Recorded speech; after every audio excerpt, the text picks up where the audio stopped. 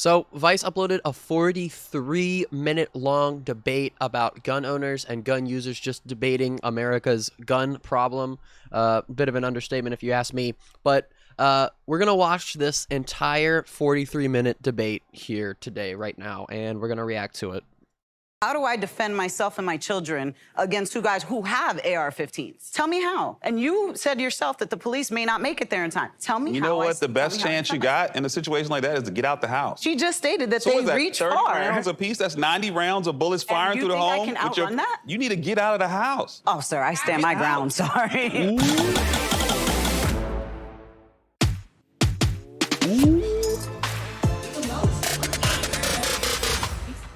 Thank you all for coming today. My name is Keegan Hamilton. I'm a correspondent with Vice News. Obviously, we couldn't get somebody to represent every single perspective on this, but we've tried to get across the range here. And we're here today to talk about Across guns. the range. It's a polarizing topic. It can be a controversial topic. And I think in some ways, arguing about what to do about guns and gun policy is about as American as apple pie. Raise your hand if you've ever shot a gun.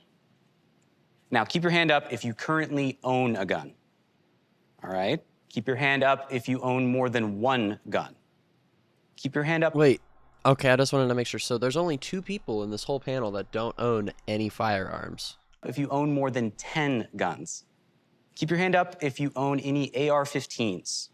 How does shooting a gun make you feel? I feel powerful. I feel confident. Fun is pretty much what I'm thinking about and what I'm feeling when I'm shooting a gun. It's a good time. It's like Spider-Man with great. You know, I can't disagree with what the guy in the suspenders said. As much as anti-gun I am, shooting guns is fun. It's just fun. It's fun to shoot guns.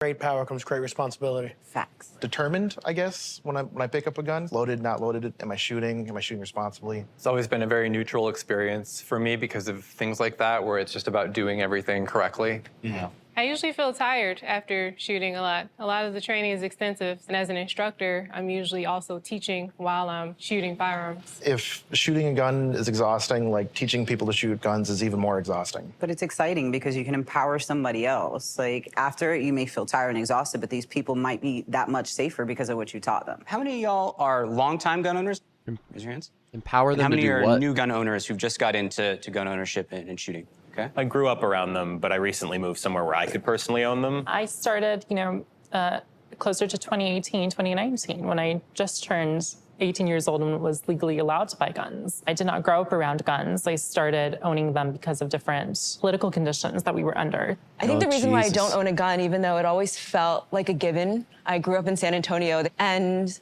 as a first-generation American growing up, I wanted to be a good American. I wanted to observe what everyone else was doing and be like, okay, that's how you be an American. That's how you do it. But then I went out to a really big defensive shooting training. It's like 1,000 rounds over a weekend, lots of like pressure exercises. And I was like, this is a whole lifestyle that I'm not willing to take up. Can we talk about why you guys chose to own guns? Law enforcement.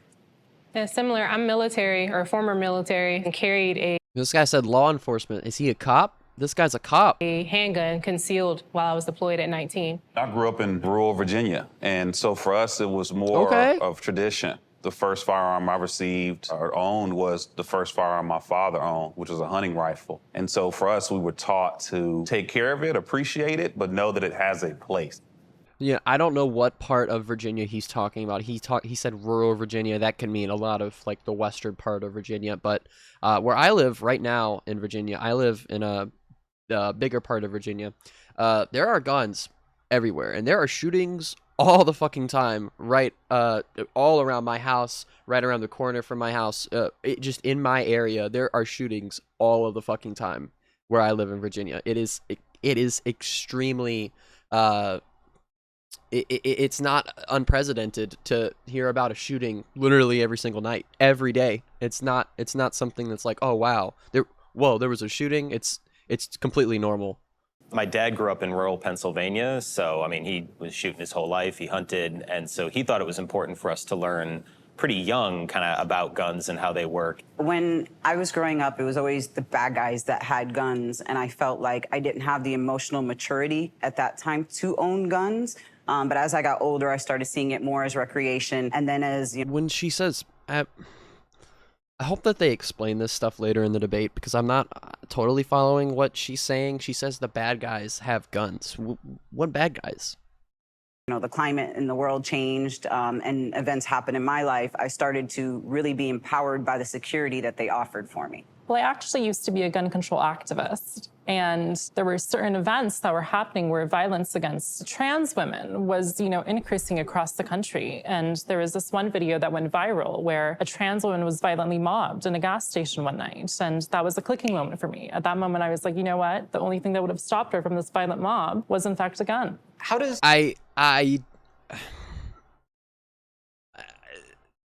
she can, that's more of an opinion. She can think that if she wants to think that, but there's no way to gauge that. Someone having a gun that has something like that, like they're attacked just unprovoked randomly at something like a gas station, them having or not having a firearm, to say that that would make a difference is really, I feel like, dependent on who the person is.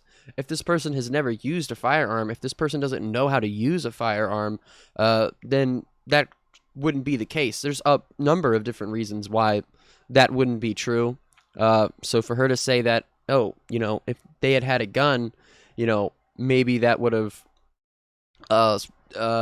deterred these attackers. Maybe that's the case, but there's no way for us to know that. So that's not a great mentality to have.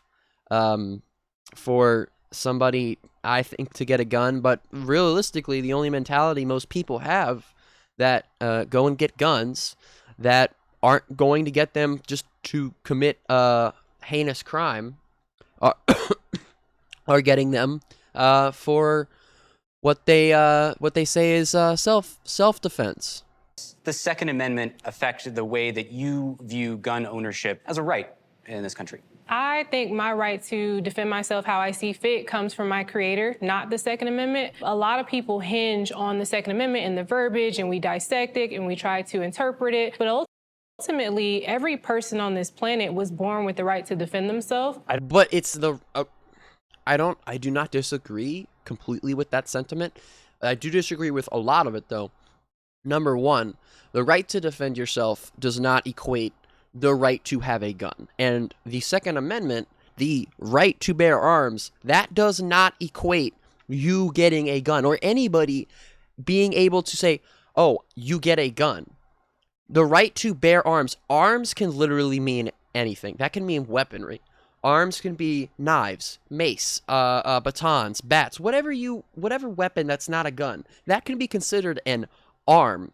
So when the Second Amendment says you have the right to bear arms, nowhere does it say you have the right to a firearm, right? That's the difference, okay? So we have that. And then also, these people say it's their creator-given, their God-given right. It doesn't say anywhere in the Bible you have the right to defend yourself. In fact, and this is something that you've probably heard a lot, the Bible does actually teach to turn the other cheek. Retaliation against someone for something that they did, that's considered a sin in the Bible. You're not supposed to retaliate or attack back. You're supposed to turn the other cheek. This is something that the Bible teaches repeatedly, that retaliation is the exact same thing as whoever instigated whatever it was that happened, whatever sin was committed, or whatever terminology you want to use. I don't have any skin in the game. I don't own guns. So as far as 2A goes, I do not feel like that is a right that I personally want to protect or defend. I feel very conflicted about the Second Amendment. At the end of the day, when we talk about the Constitution as like this sacred document, I mean, it was written by a bunch of rich white guys who owned slaves, didn't let women vote, and thought the Electoral College was a good idea. So, you know, I really try my best not to judge people on looks, and this is probably going to sound bad, but out of all the people on this panel, maybe it's not a perfect that would have said something like he's saying right now, I would have thought he was the last person to say something like that. And that's completely on me. That's my fault for just assuming something completely brainless. But, I mean, goddamn. Document, and we should kind of update it as time progresses. God damn.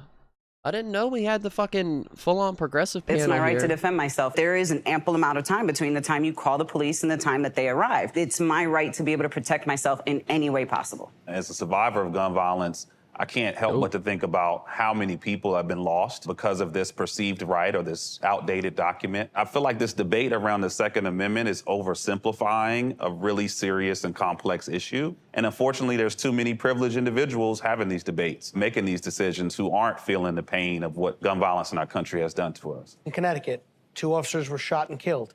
One guy is firing 80 rounds. One guy. I don't know if those 2 cops combined had 80 rounds. Now, I don't know how else they would have defended themselves other than a firearm, but it also comes out to who gets it out first. You know, personally, forget law enforcement, I have a 4.5-year-old son. I want to have a chance that, God forbid, I'm in a store and I see somebody down an aisle, or I hear a sound that sounds like a firearm, that there's a good chance that at least my son's going to survive.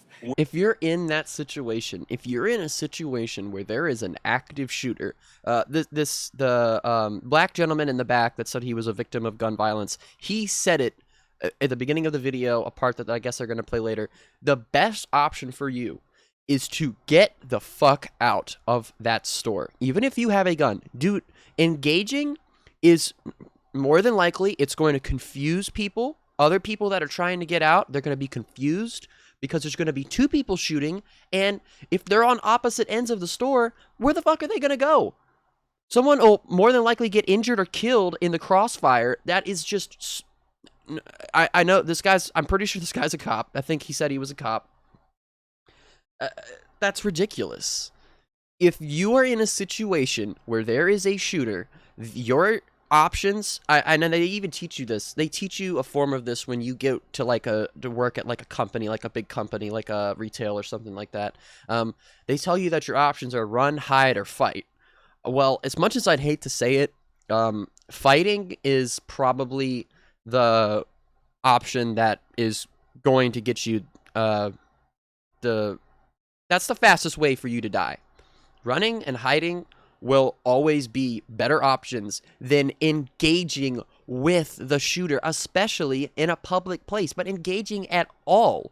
If people are going in to shoot and kill or murder people, if that's what they are going in there to do, your best option, again, instead of engaging and putting your life at risk and other people's lives at risk as well by firing your firearm, by shooting at the shooter, your best option is going to be to get out. Minimize the damage.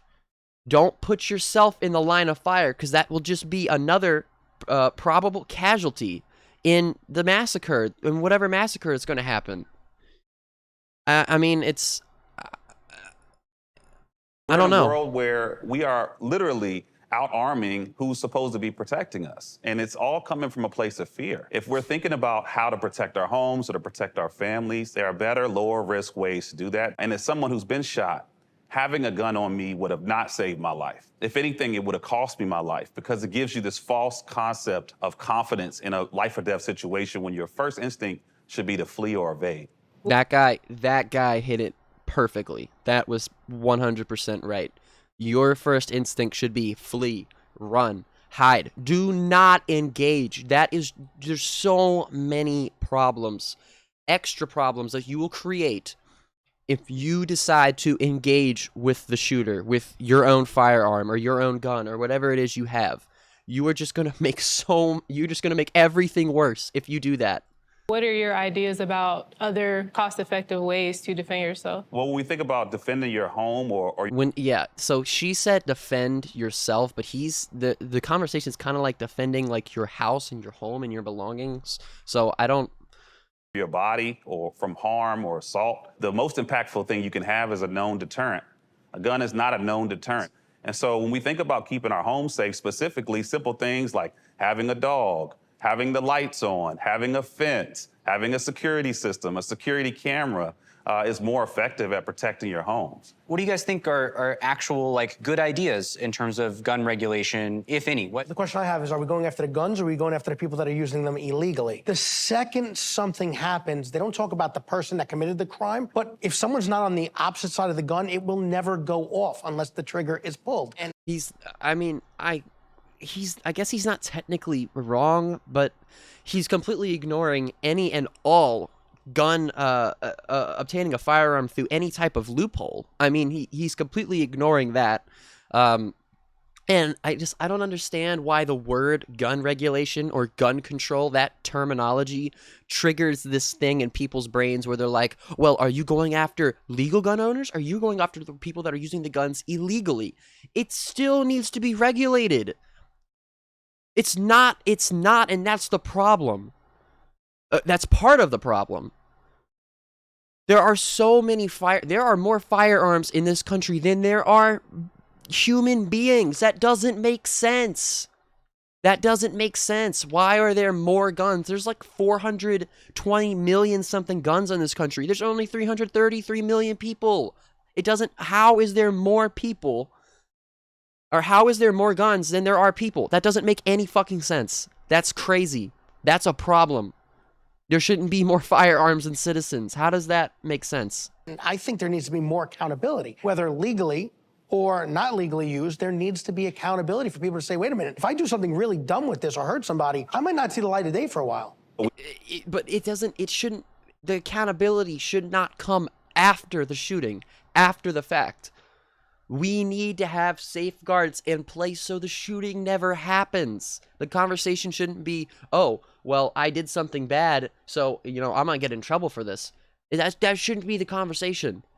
Why is it after the fact? We need to just we need to curb the shootings, period. Not hold them accountable afterward. The shooting just doesn't need to happen. We've created this image in America, and I partially blame the media, that violence in black communities is a result of criminal activity, when in reality, most situations are interpersonal conflicts that are not connected to another felony. And that false sense of having a firearm will make me safer turns what would have been a fist fight, an argument, into something that causes someone their life. You move your finger. And I've said this so many times. I don't know who said it. I was watching this clip on some type of social media one time, but this guy said that if there's a gun, if you are around a gun, it is so easy to pick it up and use it. And it is.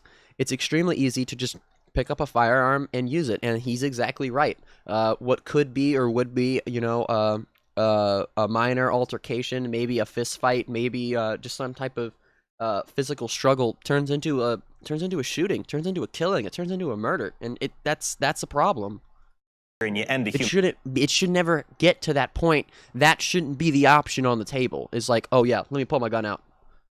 In life. That's a responsibility that we should take a lot more seriously in this country. You get convicted of domestic violence. No guns for you. Universal background checks, I think, would be a great idea. And I think the idea that we don't treat something that was created for killing people with that kind of respect is a really weird disconnect in this country. I think a big problem with people have with like universal background checks, requiring regulation and accreditation. I teach and I give out certificates and all that, but the states have been sued for the fact that they won't give it to BIPOC. They won't give it to poor people. They won't give these rights to trans people. You start denying these rights and they're like, oh, well, we regulate this, but we only give it to the rich and we only give it to the well-connected, right? And then on the other side, we don't make education available to all these people that can't afford it. Like, why isn't it free? Why can't you go down to City Hall and take a class on how to teach your kids about firearm safety? We've kind of gotten rid of all of that. We've kind of moved to an abstinence-only education culture. If you have someone in your community who commits a crime, it's the community's fault. Like,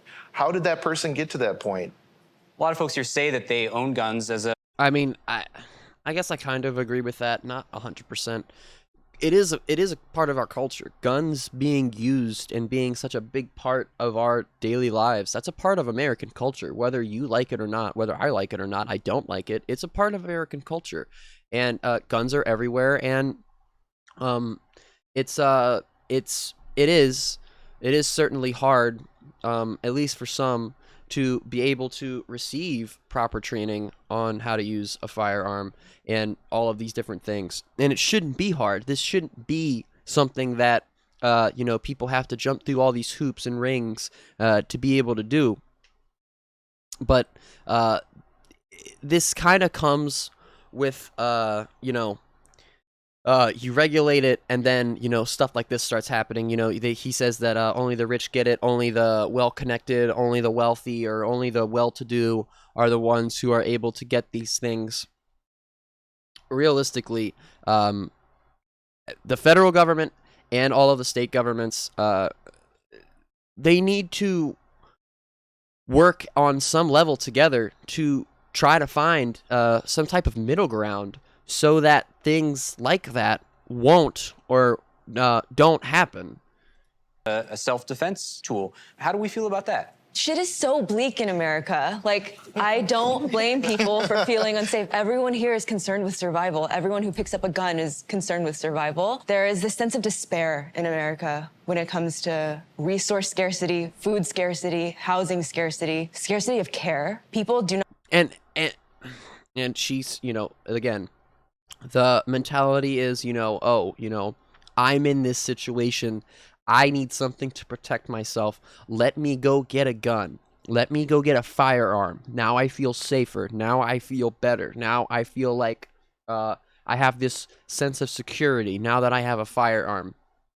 And I understand it, but these are problems that are just they're not really addressed by our legislators. And it's like she's saying, it gets to the point where these people say, oh, this is my last option. I don't have any other options here. And that, again, that option shouldn't even be an option. It should not even be an option. But, implementing things like easy social safety nets for human beings, that especially ones that are don't have the same advantages or opportunities as others might have. We need to change the way this entire country operates for the betterment of the citizens in it, the low and middle class citizens. We should be trying to make life easier, not make it harder, not make it a struggle, not push people to the point where they say, let me go get a firearm. Not resort to terrible things when they have support, when they have a community, when they feel like their survival is not at stake. In America, the two solutions that are introduced are too heavily focused on the individual and the gun. But a solution we never introduce is regulating the gun industry and the profiteers of massive amount of weapons being introduced into America. Another thing, and I'm sure that they'll mention this, but gun lobbying in the government, obviously, that has a lot to do with the regulation of the whole industry just not really being regulated, I guess you could say. I didn't really word that great. And I think that's something that in America we're not talking about. We're not talking about how do we hold the profiteers, the gun capitalists accountable in this conversation. Realistically, and this is happening. Remington got sued for like 500 or it was a lot of money. It was hundreds of millions of dollars. Remington got sued after one of the mass shootings. It was much after, but they got sued recently because one of their firearms was used in a mass shooting.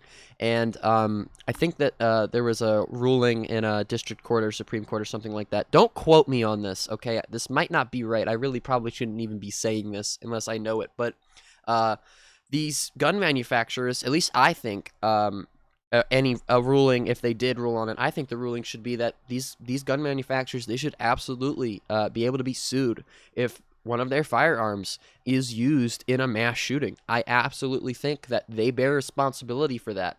If they don't want to get sued, then they need to not put firearms out that people are going to use for massacres.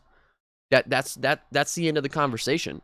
They absolutely should be able to be sued by victims of the shooting. Forget to talk about white nationalism and the fact that this country was a settler colonial country based on taking land from indigenous people and suppressing enslaved people. Gun conversation is hell yeah, brother. Into it is so freaking racist. America, woo! It's really misogynistic, and when we really start to zoom in on this stuff, we find levers. We can better identify where threats come from, what kinds of discourse really start to put us in danger. And actually, the gun industry lobbies a lot and pays for the campaigns of a lot of people who condone this kind of culture. And so Yeah, that's she's one right. lever in which I think we need to be put a lot more scrutiny on. I agree with a lot of things from what everybody else said, but I feel like a lot of the gun control issues drown out the actual issues. Like, let's take school shootings, for example. School shootings are awful, they're horrible. But here's my question. What has been done to make schools more secure? I do executive protection and armed security, and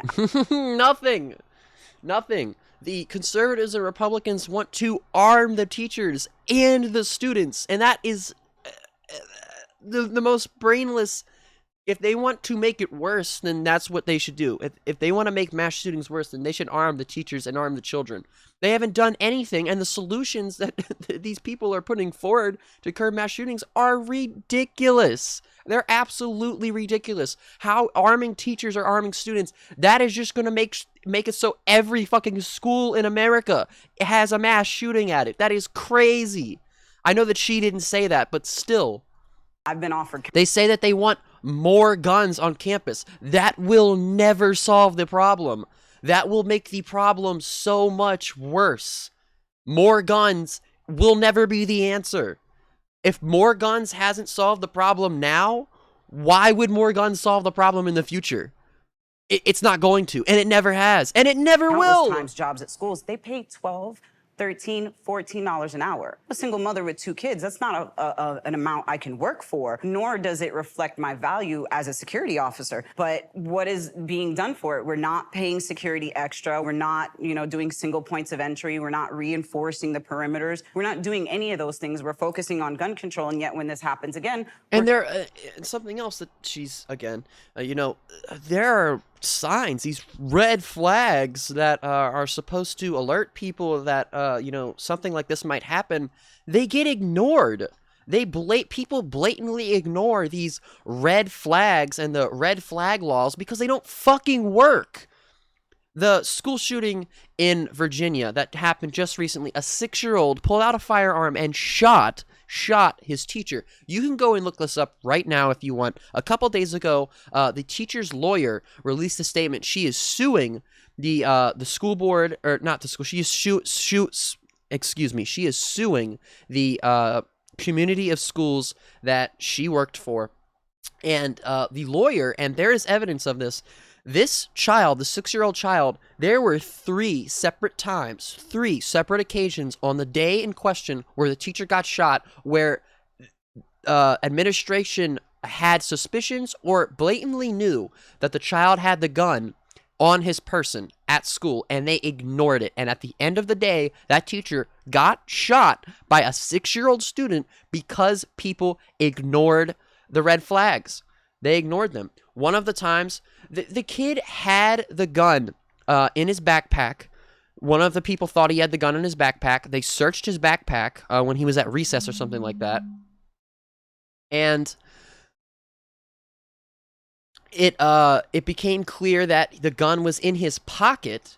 And instead of going and removing the firearm from this child or asking him or doing anything, the administration said he has little pockets, so he didn't have the gun because he has little pockets. It's literally what they said. He supposedly, at that recess that he was at where he had the gun on his person, he showed the firearm to another student and told him, if you say anything, I'll shoot you. That all happened. So the red flag laws, the red flags, that shit, at least right now, that does not work. It doesn't work. Confused as to why it happened again, because nothing was done to stop the problem. I don't think, It's not even just school shootings, though. It's just shootings in general. We see these massacres happen, where they're happening it just seems like more and more now, at least the media is focusing on it more and more, and it's like nothing is ever done to try to stop these mass shootings. Nothing has ever really been done. At least in this country. There was a short assault weapons ban in the late 90s and early 2000s. That kind of helped. But, again, no, we need aggressive gun control measures if we want to stop these shootings. Because just saying thoughts and prayers and saying, well, you know, we need to be alert. We need to be aware of the red flags. That stuff doesn't work, and it's not working. It continually doesn't work. Why do we keep seeing tragedies like this? Schools into fortresses, having more armed security is the solution here. I'd rather have a part-time school counselor than a full-time, resource officer. Because I would too, because you want to know what? And this is also something you can go and look up right now. The armed resource officer who had ex-police training, he was literally an ex-officer. The resource officer who was armed at Stoneman Douglas High School, the Parkland shooting in 2018, he was armed and he did not do his job. He actually ran. He didn't do his job, and he actually got in trouble for that. He was tried and convicted of I'm not exactly sure what it was, but an armed school resource officer on Stoneman Douglas High School campus was there, did not engage with the shooter, did not do his job. So I agree with him 100%. Resource officer, they're not going to do their job. They didn't. But are they, like, when you put a police officer in a school, you're creating an environment where you're putting students in jail or in prison instead of going after the problems, instead of spending money on lockdown. He's 100% right. We see so many stories of officers just I don't even know, having these insanely just awful interactions with students at these public schools, and you know it also creates a disconnect between young people and just police in general. Drills, crisis actors. We could give them more food security. Community garden is probably going to go way farther for their mental health than simulating gunfire in the hallways. If we do have school shooters, well, where are they coming from? They're coming from the school. We're letting these kids down. We're showing them the rehearsal. And then what? Tragedy? Look at where the money in the communities is going already, and that's law enforcement, who want more money and more weapons to make everyone safer. Inflated crime statistics, whatever it takes. Because sadly, this works in elections. It works on parents. It works on families who don't know what else to do. But there are so many places to put. And I guarantee you, this cop's probably gonna say some shit like, "Well, you can't defund the police because then we're not going to be able to do our job. So then when a shooter does come up, we're not going to be able to, how are we going to act?" But, you have to think about Uvalde and the cops that didn't do their job there. Money in a community, and we are... They let an extremely high number of people die. At least 18 people died in Uvalde, and there were... I can't even tell you how many armed officers there were. They had rifles, they had riot shields, they had fucking head to toe, fully fucking geared up to rush in, and they didn't do shit. Carving those places out of it. And where is the accountability for that? Oh, wait, what? I want to ask Joey, as a police officer, when you hear this group talking about cops getting money that they might not put to good use, how does that sit with you? You know, it's hard. No one sees what police officers are doing every single day. They hear a news clip, they get 10 seconds of what happened in a 5-minute situation right off the bat. Do I think we need to change and move ahead with the times? No. Half the time, some of the really bad shit that happens, like Jaheim McMillan, a 15-year-old who was unarmed, who was executed, shot in the back of the head by a cop, they don't release the fucking footage. And then the police chief goes out there and does a press conference and fucking lies his ass off to the public about what happened. So he says, we don't see what police officers are doing every day. Yeah, I know we don't. I bet we don't see the half of the fucking corrupt shit that they all do. 100%. You can't go today with what happened 20 years ago, but you can't also criticize all the time and say, well, take away cops altogether, because No one said that! Nobody said that! Oh my God. I knew it. I knew he was gonna say some stupid shit like that. Like, no one said, let's just get rid of cops. Let's just get rid of them. We don't fucking need cops anymore. Fucking anarchy, baby. Like, nobody said that. They were talking about the amounts of allotted funding that go towards stuff like the police force versus going toward other things that might make a community safer. No, he didn't even, it's like he wasn't even listening. All he heard was fund and police. And then his brain just went full hog mode, baby. Not gonna work. I did not say it's not gonna work. Should be taken away altogether. Thank you. Thank God he's defending himself. Holy shit. Oh my God. This is an area that resists reform, resists regulation. We don't get to see the inner workings of everything. We can give cops body cams, but we can't make them switch them on. And any... This guy knows what's up! Thank God!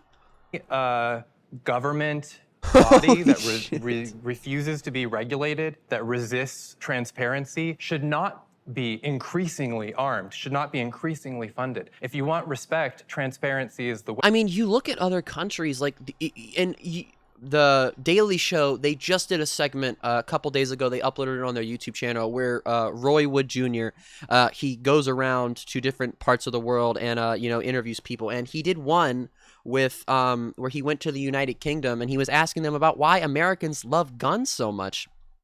And one of the people that he was talking to, Roy was like, you see guns everywhere in America, but you don't really see guns out here. What's up with that? And the guy was like, even when you walk by the police officers that are, downtown, wherever they were at, they don't even have firearms on them. That's what he said. So in other countries where there aren't mass shootings and there aren't stuff like this, the cops, they don't have firearms on them. And we don't hear about cops, just going off and shooting or killing people in other countries like this. So, this guy's got a good point. If you want people to trust you, you have to show them why you're trustworthy. But we need so much more from police. There's a lot of oversight and accountability that I don't see with the police. And police are people. People have the full range of what they're capable of. And we have seen enough evidence that there are police officers who abuse that power. And I think...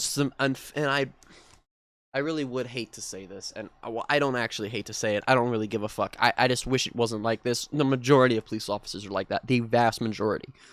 It's not it's a couple bad apples. It's a couple good apples completely overshadowed by the majority of the bad ones. The real fact that there is no oversight and ability to ensure that they are doing their jobs well is a real problem with people who are licensed to kill. But that's false, though. You would make it seem like cops are running rampant. There's a lot more oversight than people know, whether it's federally. Well, we don't see that, though. Even if that's true, which I don't believe. The general public we don't see that oversight. Where? Again, Jaheim McMillan, I will bring him up again. He's not the only person I will use as an example either.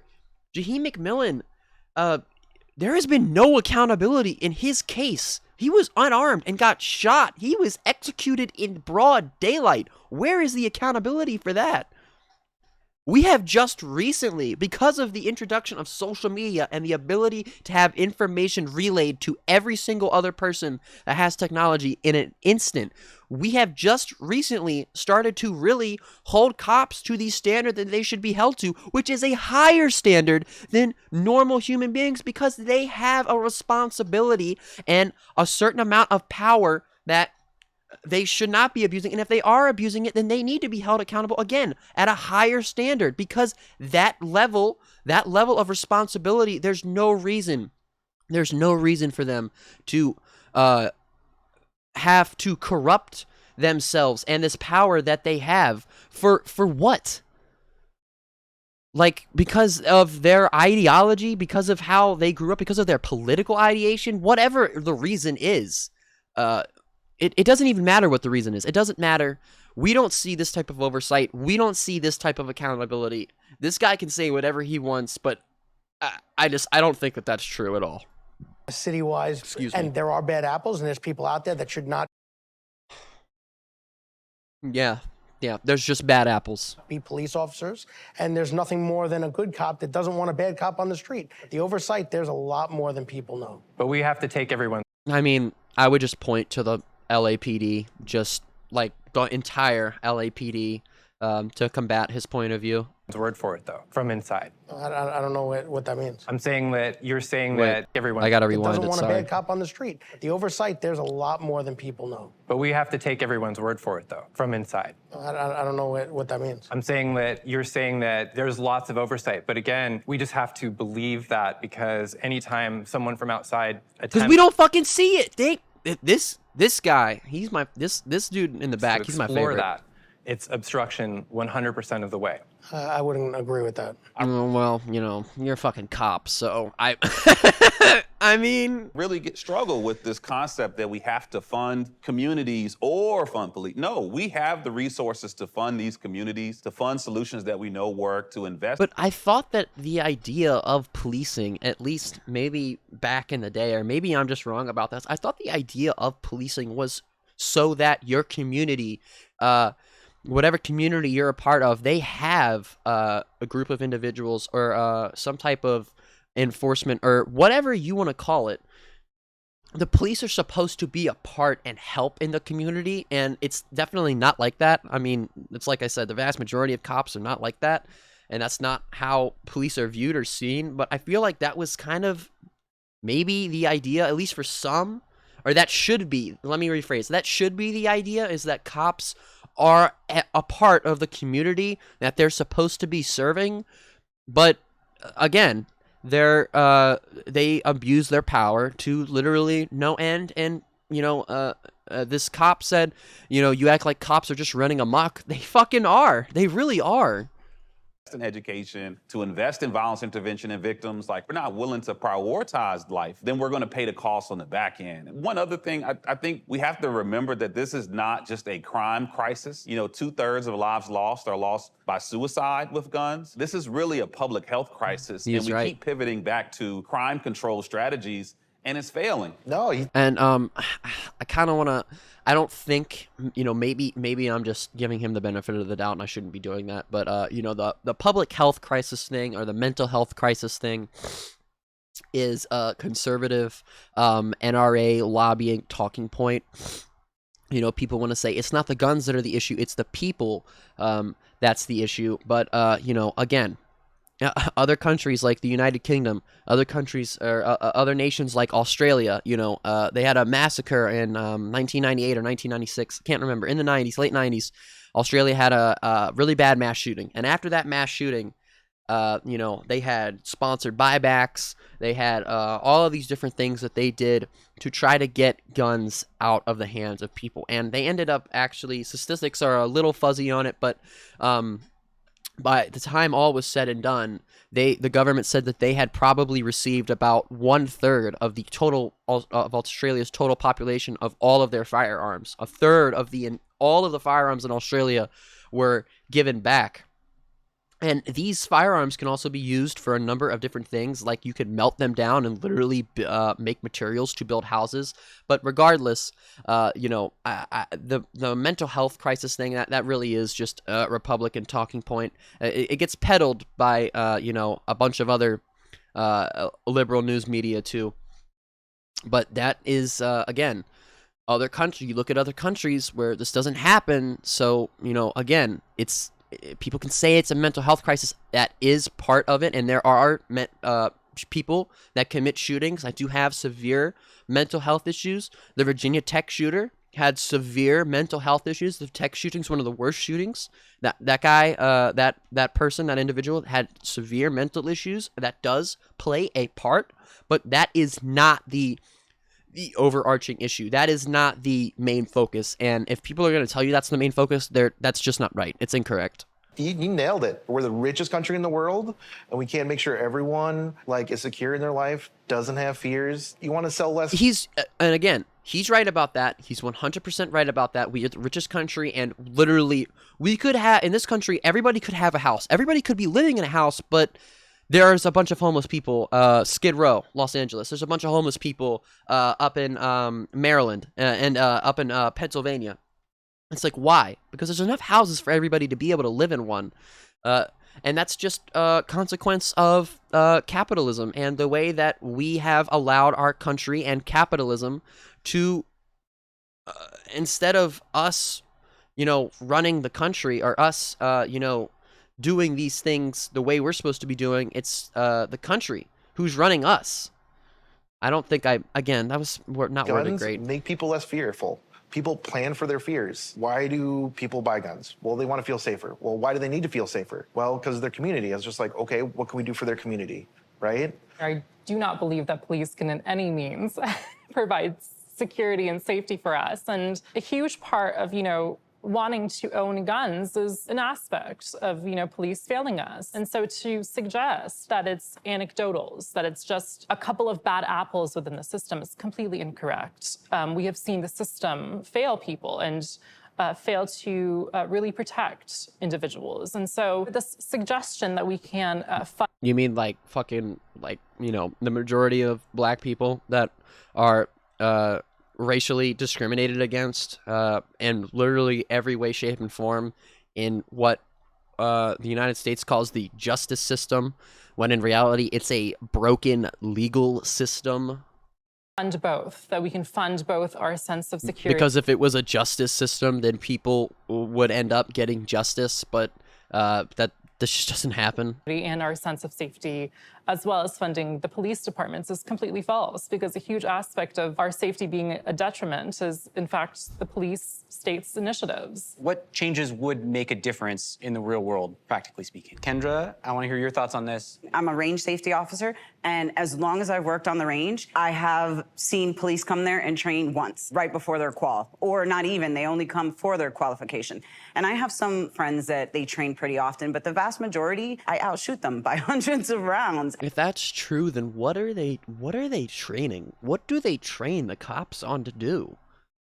They're terrible at just, being able to, socialize, not socialize, but, in a social situation, in a social issue, we've seen this time and time again. Cops are not good at de-escalation.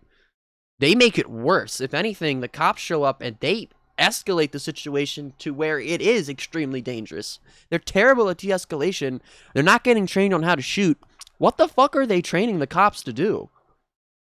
If that's true, what the fuck are they training them for? I don't I don't get it. And I just don't understand that. I do situational. Are they just training them to violate humans' fucking rights? Like I don't understand this at all. Training. I do verbal judo so that I know how to de-escalate situations when I encounter them, and I feel like that's what the police force is missing. They need that consistent training with current events that are going on, with different situations, with their firearms, so that they can better If they're not receiving that, what the fuck are they training? What are they doing in training? What the fuck are they doing in training if they're not doing de-escalation, if they're not being trained on how to use their firearm effectively, if they're not being trained on these things, what the fuck are they doing? Protect us. That's What what the they're there fuck? for, and there's no getting rid of them. I disagree. The firearm is the last tool a police officer uses. I agree. Joey agrees. If they're only spending one day at the range, and They shouldn't even have them. They shouldn't even fucking have the firearms. they only think they're going to use their gun that little, and they're spending all their time training de-escalation and learning about the community and being a part of it, I'm fine with that. But I did mention de-escalation. No, but Situational you training, mentioned it for all yourself, encompassed. though. No, But no, for, like- for police, they need. But police officers don't learn de-escalation at the firing range. They should. Well, They learn to, They should, yeah, but they don't. shoot accurately, hopefully, and kill, inevitably. There needs to be a balance, 100%. When you defund the police lack in training. That's a problem. Police need. What the fuck are they training? They're not training for any shit that fucking matters. So that doesn't matter, actually. He says they won't have funding for training. Bitch, what are they training for? If they're not being trained on how to de-escalate situations, if they're not being trained on how to effectively and smartly use the firearms that they don't need to begin with, then what in the ever-living fuck are they training to do? That doesn't...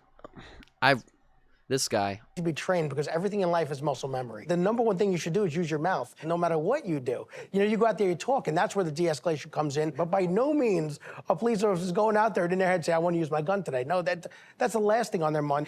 I don't believe that at all. I just, this is something else you guys can go and look up, and I can't actually show this to you guys at all here on YouTube. I'll get in trouble. Other creators have gotten in trouble for showing it already, but a couple days ago, video was posted to social media. I saw the video on Twitter of a disabled man being woken up by the police arriving at his residence. The police received a call that there were shots being fired at this man's home, and he and I believe his wife, they woke up, they were sleeping. And the guy got up, and it's a security video from inside his house. He gets up, and the cops, they sent in this little drone surveillance thing into his house. They sent it in to see if they could see anything, which that's a whole different thing. But the guy in the video, he stands up, he gets up, and he picks up this drone thing because it's on the floor, like right in the middle of where he's gonna walk. He picks it up, and he's like, "Oh, like, what the fuck is this?"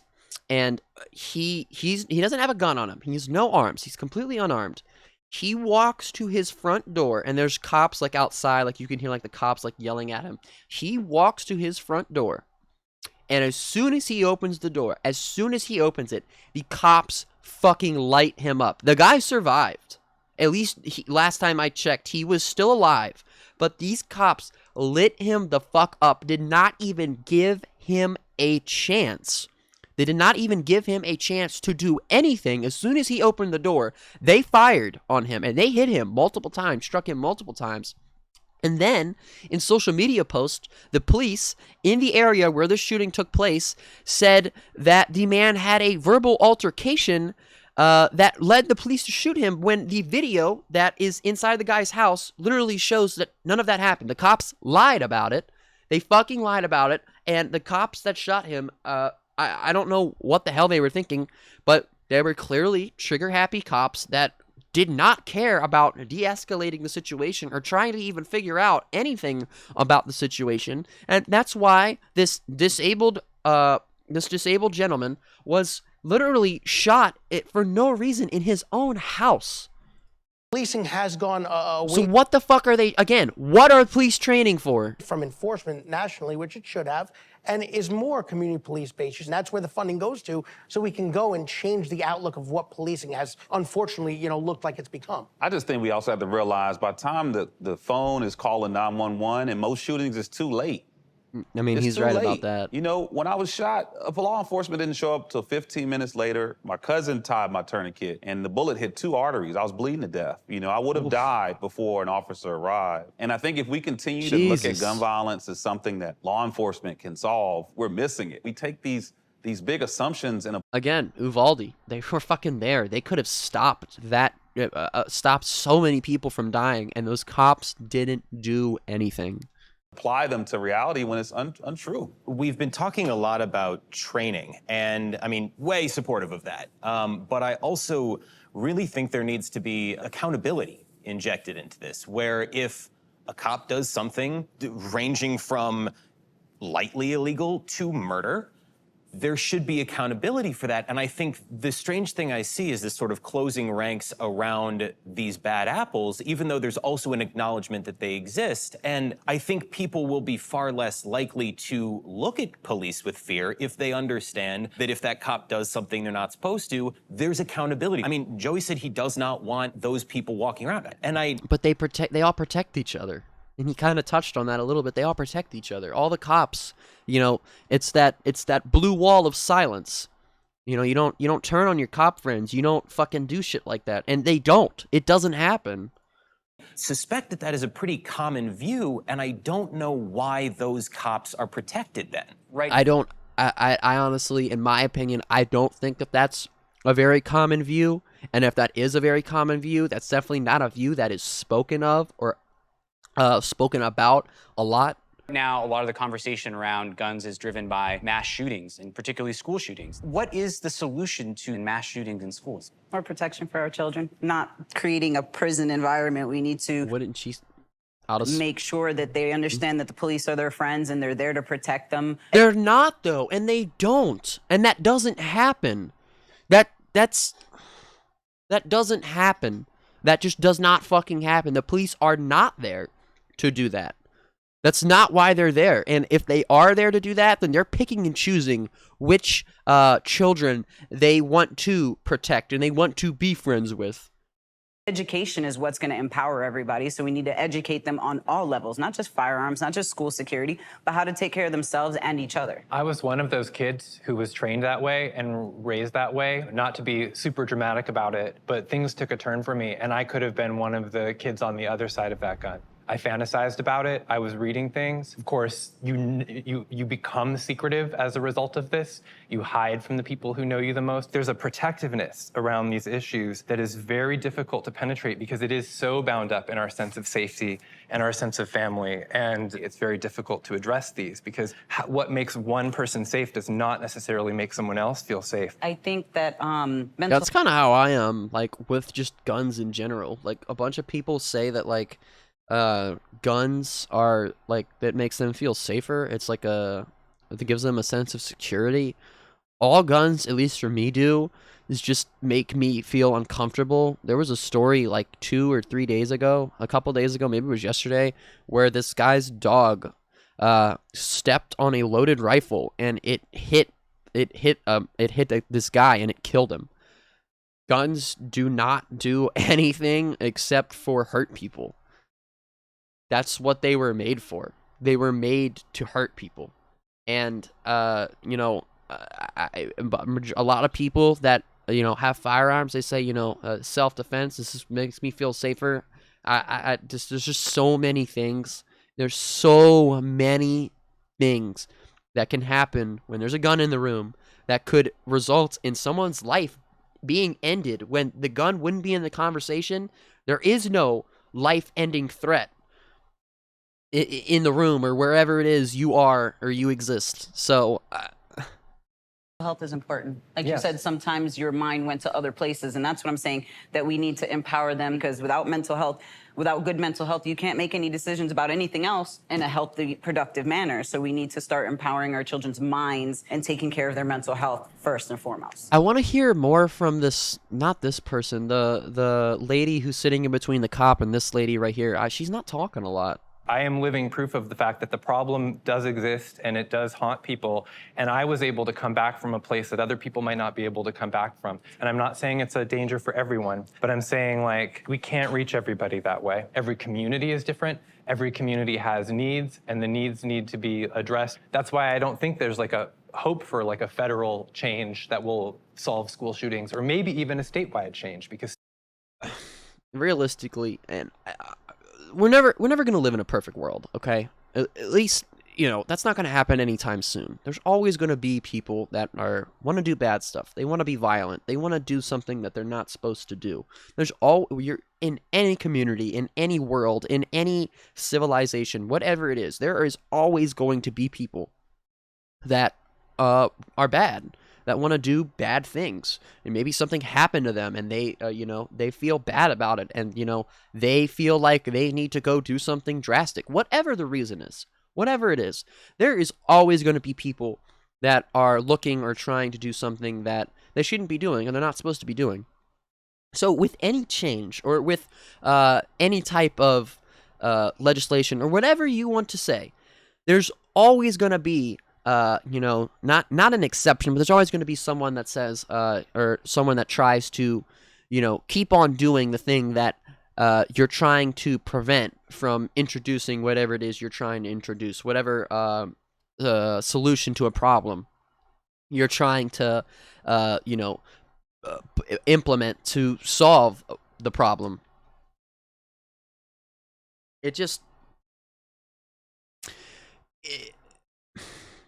I don't know how to word this. It's in Australia. I'm going to use Australia again. After that really bad mass shooting in the 90s, they had the gun buybacks, they had other things that they did. They have since they did the sponsored buybacks.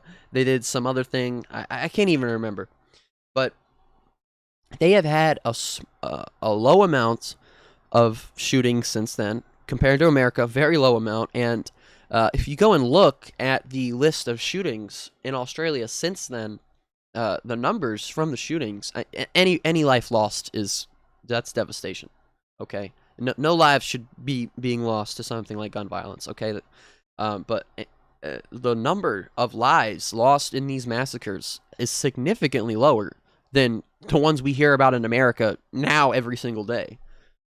States are big and house lots. So it doesn't matter what solution you put forward. It doesn't matter what anything that you're going to try to change.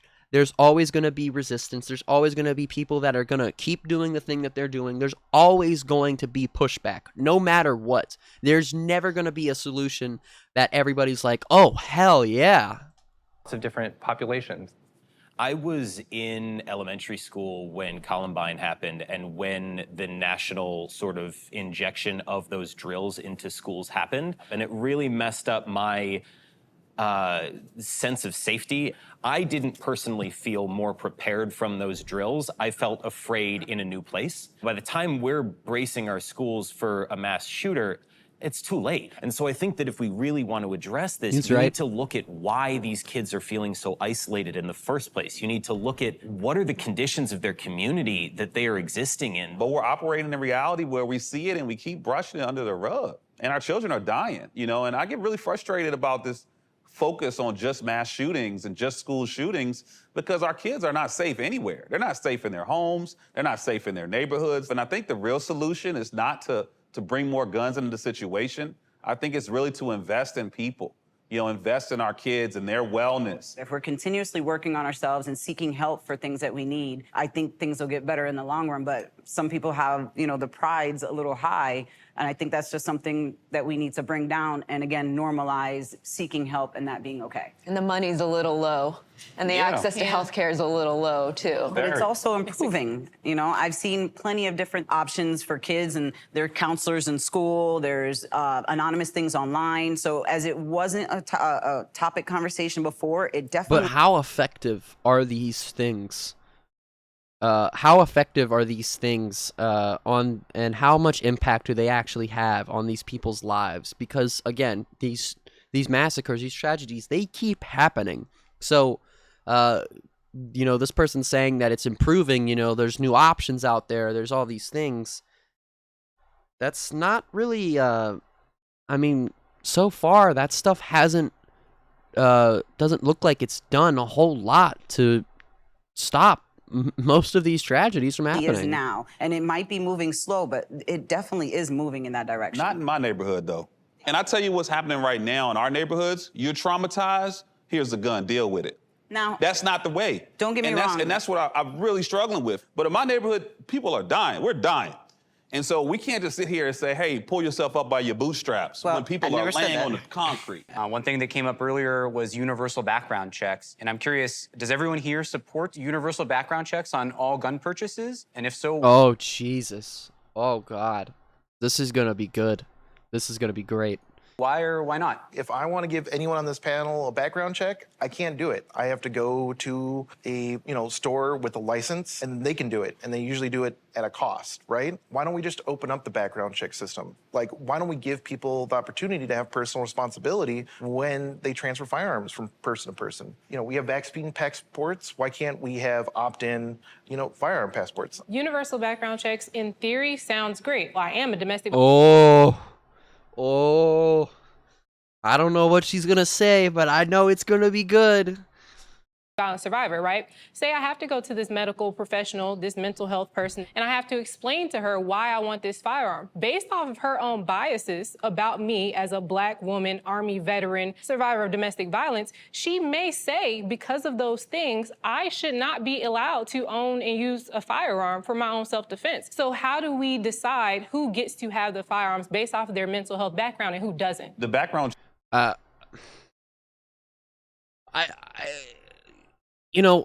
if that's the case, realistically, if that was the way that we operated right now, if we did a thing where you could run a background check on, and you're doing a private transfer, maybe you're giving someone that you met, like, whatever. You're doing a private transfer of a firearm, you to someone else, and you want to run a background check on them, and you do the background check, and, maybe you do see something. Maybe you do see something that is, could be a red flag to you. You say, oh, this person, maybe they had this, maybe they had that, maybe it's, they have something in their past that I don't think, would warrant them to be able to have a firearm. That's, that is what it is. That is what it is. There's, go, if you really need the gun that bad, go find someone else. Go get someone else to do the private transfer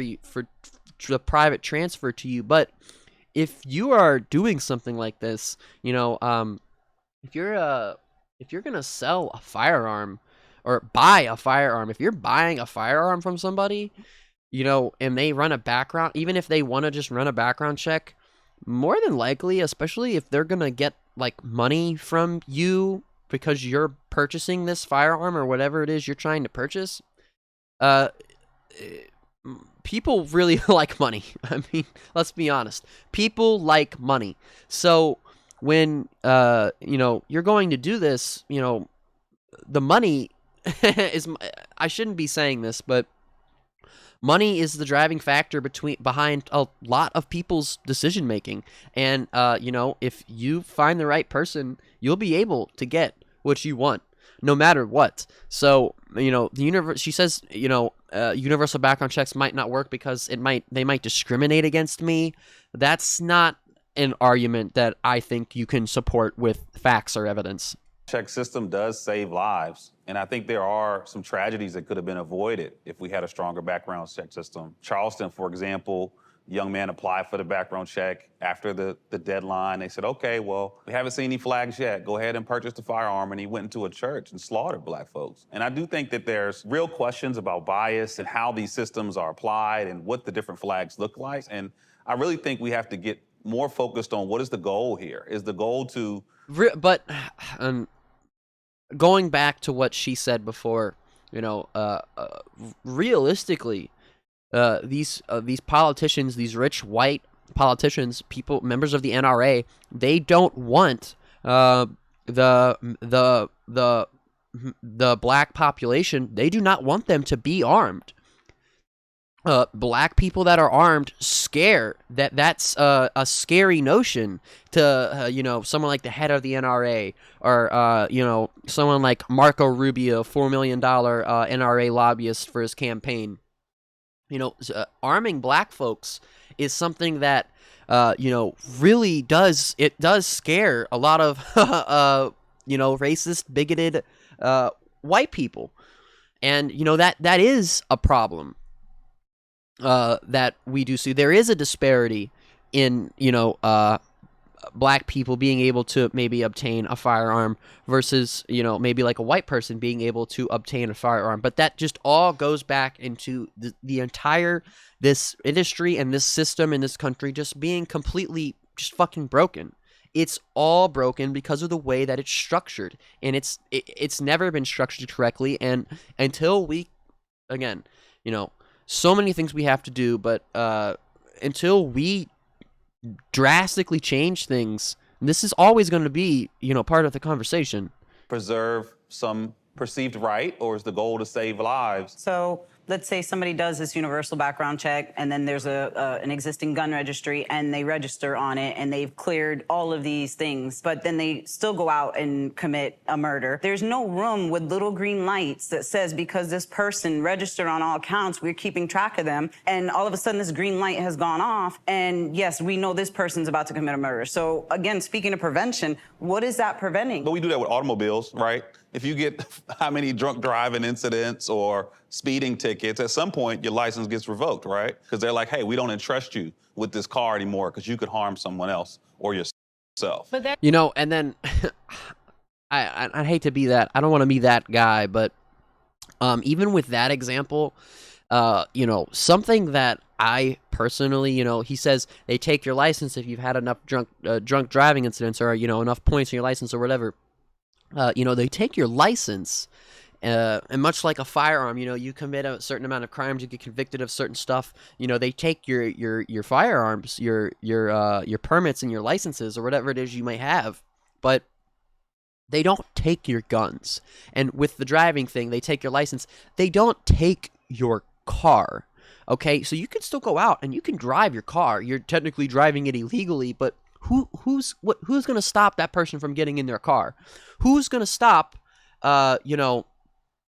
whoever from they take their firearms permit, they take their permits. Who's going to stop that person from still going out and carrying that gun? It may be illegal, but who's going to stop them? If you want something like that to not happen, someone that's an individual like that in a situation, and you don't want them to go out and do something dangerous, you need to take the means for them to be able to do that away from them. I don't see how this is it's not a hard thing to understand. If they have it, if someone has it, they will more than likely use it. That is a thing, though, with firearms. When you have a weapons carry license and you commit a crime, they revoke your weapons carry license. But they don't revoke your firearms. Again, what is going to stop someone from saying, wow, I don't have my firearms license anymore. I don't give a fuck. Here's my gun. I'm going out. We're talking about if they haven't committed a crime yet, we can't predict. There's no way for us to know what's going to happen in the future. But right now, our background check system has loopholes where even after you commit a crime, you still can keep your firearm or purchase your firearm. Yes, 100%. Illegally, right, illegally. So no law legally. or policy, there is no way to legally purchase a The firearm. boyfriend loophole is a perfect one. So that's illegal. I do this every day on the 4473. It's the ATF form you fill out to legally purchase a firearm. Are you the actual transferee or buyer? But again, even if it's illegal or not, nobody's stopping these people from doing that. So it doesn't matter if it's illegal or not. Regardless of the legality of it, it's still so easy to do it. That's the issue. It doesn't matter whether it's legal or not. It's still so goddamn easy to do it. Of this firearm. So if I am a girlfriend and I'm buying a gun for my boyfriend, that is already a federal crime. It's already illegal. The boyfriend loophole that I think you're speaking to, the fact that if someone assaults their girlfriend, if that doesn't necessarily go down in the record as the same way as if he assaults his wife. And so if you assault your wife, then that becomes something that forbids you from getting a firearm. But if you assault your girlfriend, even if you're convicted of that, it doesn't necessarily go on the record in a way that prevents you from getting a gun. We're not going to eliminate every person who wants to commit a crime. The goal is... That will never happen. We could right now just if let's say we just had magic and as much money as we possibly could, and we just completely changed the entire country and the entire world, and everybody was living their absolute best life. There are still going to be people. You can't do it. It's not possible. It will never be possible. And if that is the driving factor, the only factor behind people saying being against something like universal background checks, or just any type of gun regulation, then I don't see. I don't know what to say to those people. I don't know how you could be so against a change that needs to happen for the sole purpose of, one person, this might not stop one person from going out and doing this thing again. Yeah. To bring the numbers down and to take out the ones we can. We don't live in a society right now where things are crushing it. So I kind of feel like some of these possibilities, there's always going to be drawbacks to things that we try and do. I question always whether they are worse than the amount of boyfriends who kill their girlfriends now. I want to bring it back to the gun question because we keep talking about mental health, and there are specific laws that deal with this. Red flag laws. If someone has a mental health crisis, those laws exist to try to take the gun away from that person before they commit a crime. How do we feel about that? I'm pretty pro red flag laws. I understand that these laws should be implemented very carefully. There's a lot that goes into the rules portion of passing these bills that should be very well thought out. But I think the overarching question needs to become, do you agree that people who are in certain situations should have guns or not? But I personally think that it doesn't even matter, though, because people ignore these red flags routinely. We've seen it time and time again. The red flag laws, yes, they exist. Yes, they are there. Yes, they have been implemented, but people ignore them. People don't know about them enough, and people don't act on them enough for them to be effective in any way, especially when it comes to stopping mass shootings. There are characteristics you can meet. There are situations you can be in where, I do not want you owning a gun. Well, I think the question is not so much whether or not people should have guns in certain situations. I think most people would agree, there are certain people who should not have guns. But I think the question is more so, will the United States of America truly take away guns from those that need to have their guns taken away? No, they won't. And I think the answer to that question is no. The United States of America right. has very easily labeled people criminal that they should not be labeling criminal. And they're more concerned about profiting off of that label than they are actually preventing violence. And so the question is not so much should red flag laws exist. The question is more so, will the United States of America actually enforce the law the way it needs to No, they will not. be enforced? And no, the United States will not. I'm curious, who are the people who you think shouldn't have guns? You say there are certain people. What do you have in mind? Well, I certainly think Fucking the cops. plenty of right-wing ideologues should not have guns. I think plenty of violently anti-trans people should not have guns. I think violent misogynists should not have guns. I think violent racists should not have guns. I think those who have the audacity to believe in ideology that is, in fact, an incredible danger to most of us who are in society that do not look like them, should not have access to guns. With all this legislation, the question is, who do we have drawing it up? The people who never owned a gun or the people that have owned guns? What's the right answer? I don't have that. I think everyone should have a right to carry a gun, but we've touched on it, No. Not everybody should have the right to carry a gun. I don't see where does that right come from? Where does that come from? The Second Amendment was written at a time when the fastest firearm you could have shot 2 musket balls a minute. 2 rounds a minute. That was the fastest firearm you could get your hands on back when the Second Amendment was drawn up. So if you're a violent person, you shouldn't have it. Domestic violence history, shouldn't have it. Drug trafficking, sex trafficking, because a lot of times in the law enforcement world, when you have a lot of drugs, you end up having a couple guns.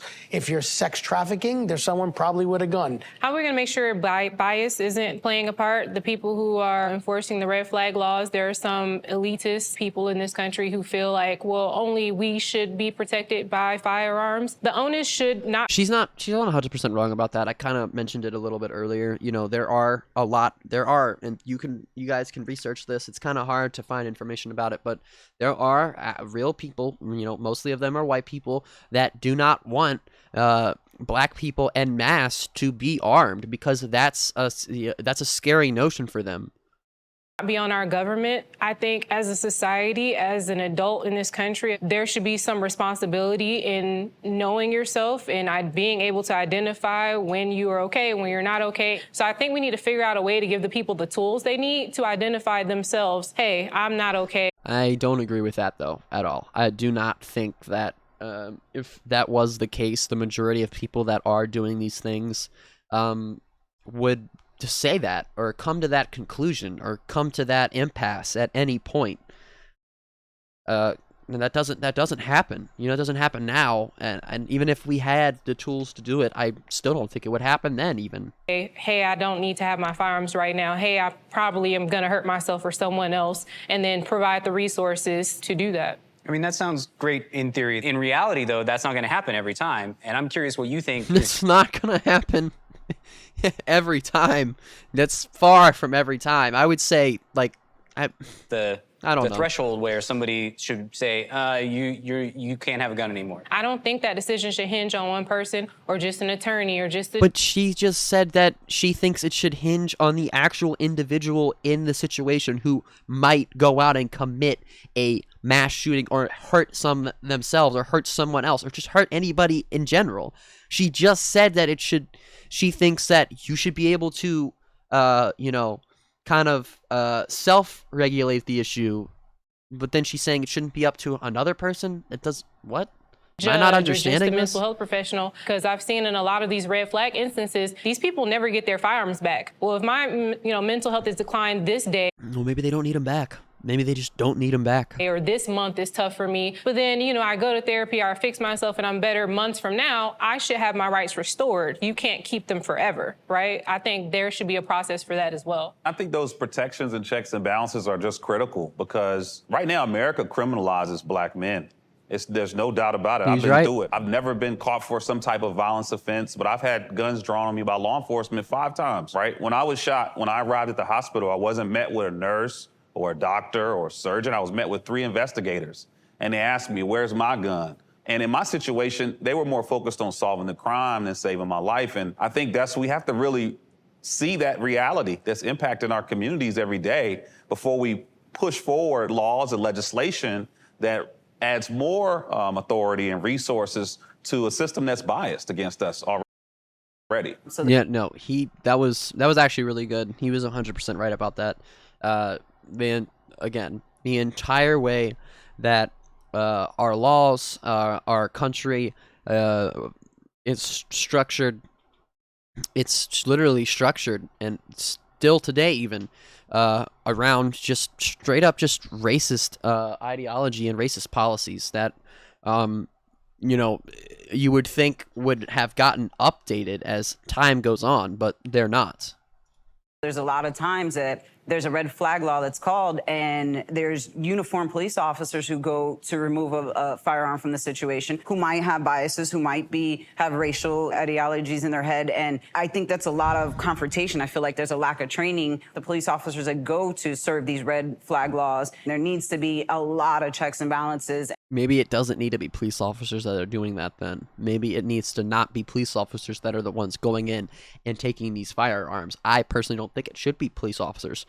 I think, maybe something like a group of actual social workers that are trained to look at this stuff in the most objective way possible, from a actual pure, mental health state standpoint, not a, what color is this person, how does this person, what are they doing?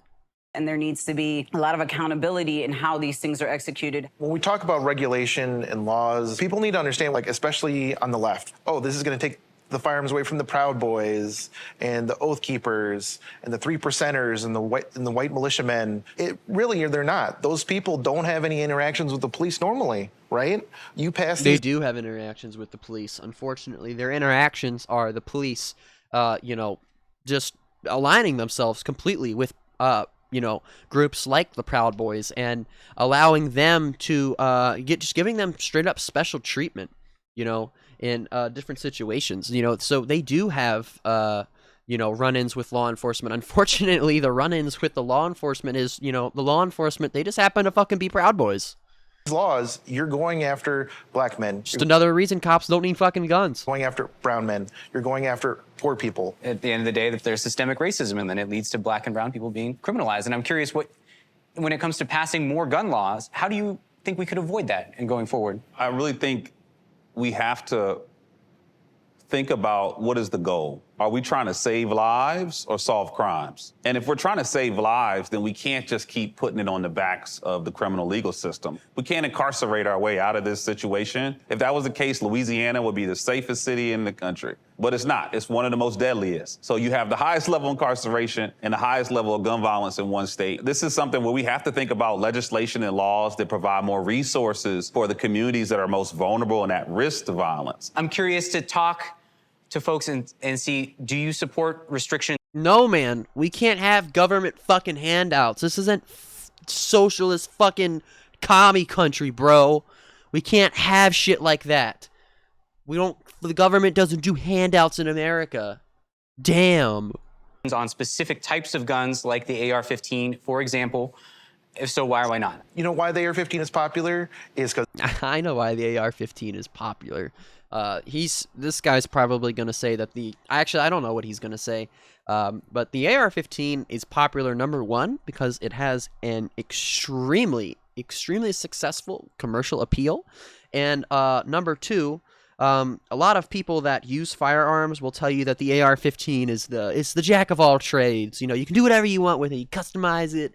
You can go out hunting with it. You can go hunt humans with it. You can do whatever you want. AR-15's I don't know.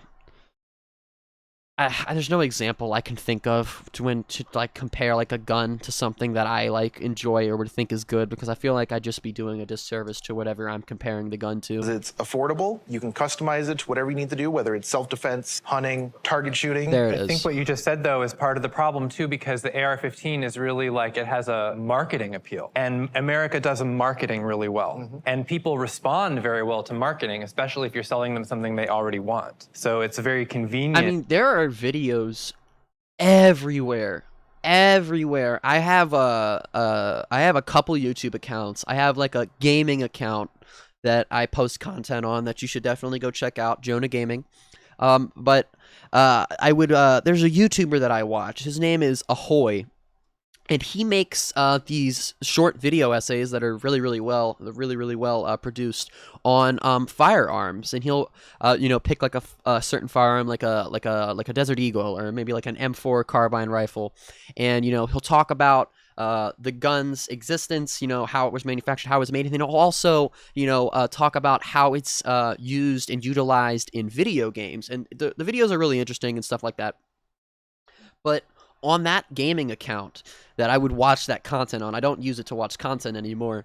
On that account, all of my feed, my shorts, my regular recommended feed, it's all videos about guns. And it's, the shorts will be like people like out in the woods, at nighttime, like shooting these rifles that have like these bullets that have these tracers on them and stuff, and they're like, yo, like I got my green tips in my clip, I got something special for y'all, gonna tear it up. And it's such an ingrained part of our culture, guns.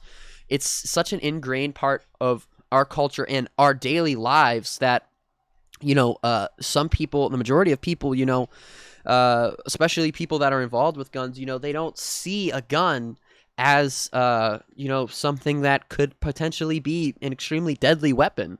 They see it as it's like a toy. It's something that they take out in their backyard or down to wherever they're at, and they shoot at stuff, and they're just, it's a good time for them. And it's like I said again, I have shot guns before. I think shooting guns is fun. Do I think that I should be able to just go and shoot guns whenever I want? No, I don't think that. I don't think that should be an option. As much as I think shooting guns is fun, it doesn't matter if I think it's fun or not. The pedestal kind of grew up under it, but now that it's there, it's very hard. Driving my car, my shitty Ford Escape SUV, driving that fast is fun, but I don't do that because it's dangerous. It would be dangerous for me to go out on my road right now and drive 80 miles an hour because I might hurt someone. I might hurt myself.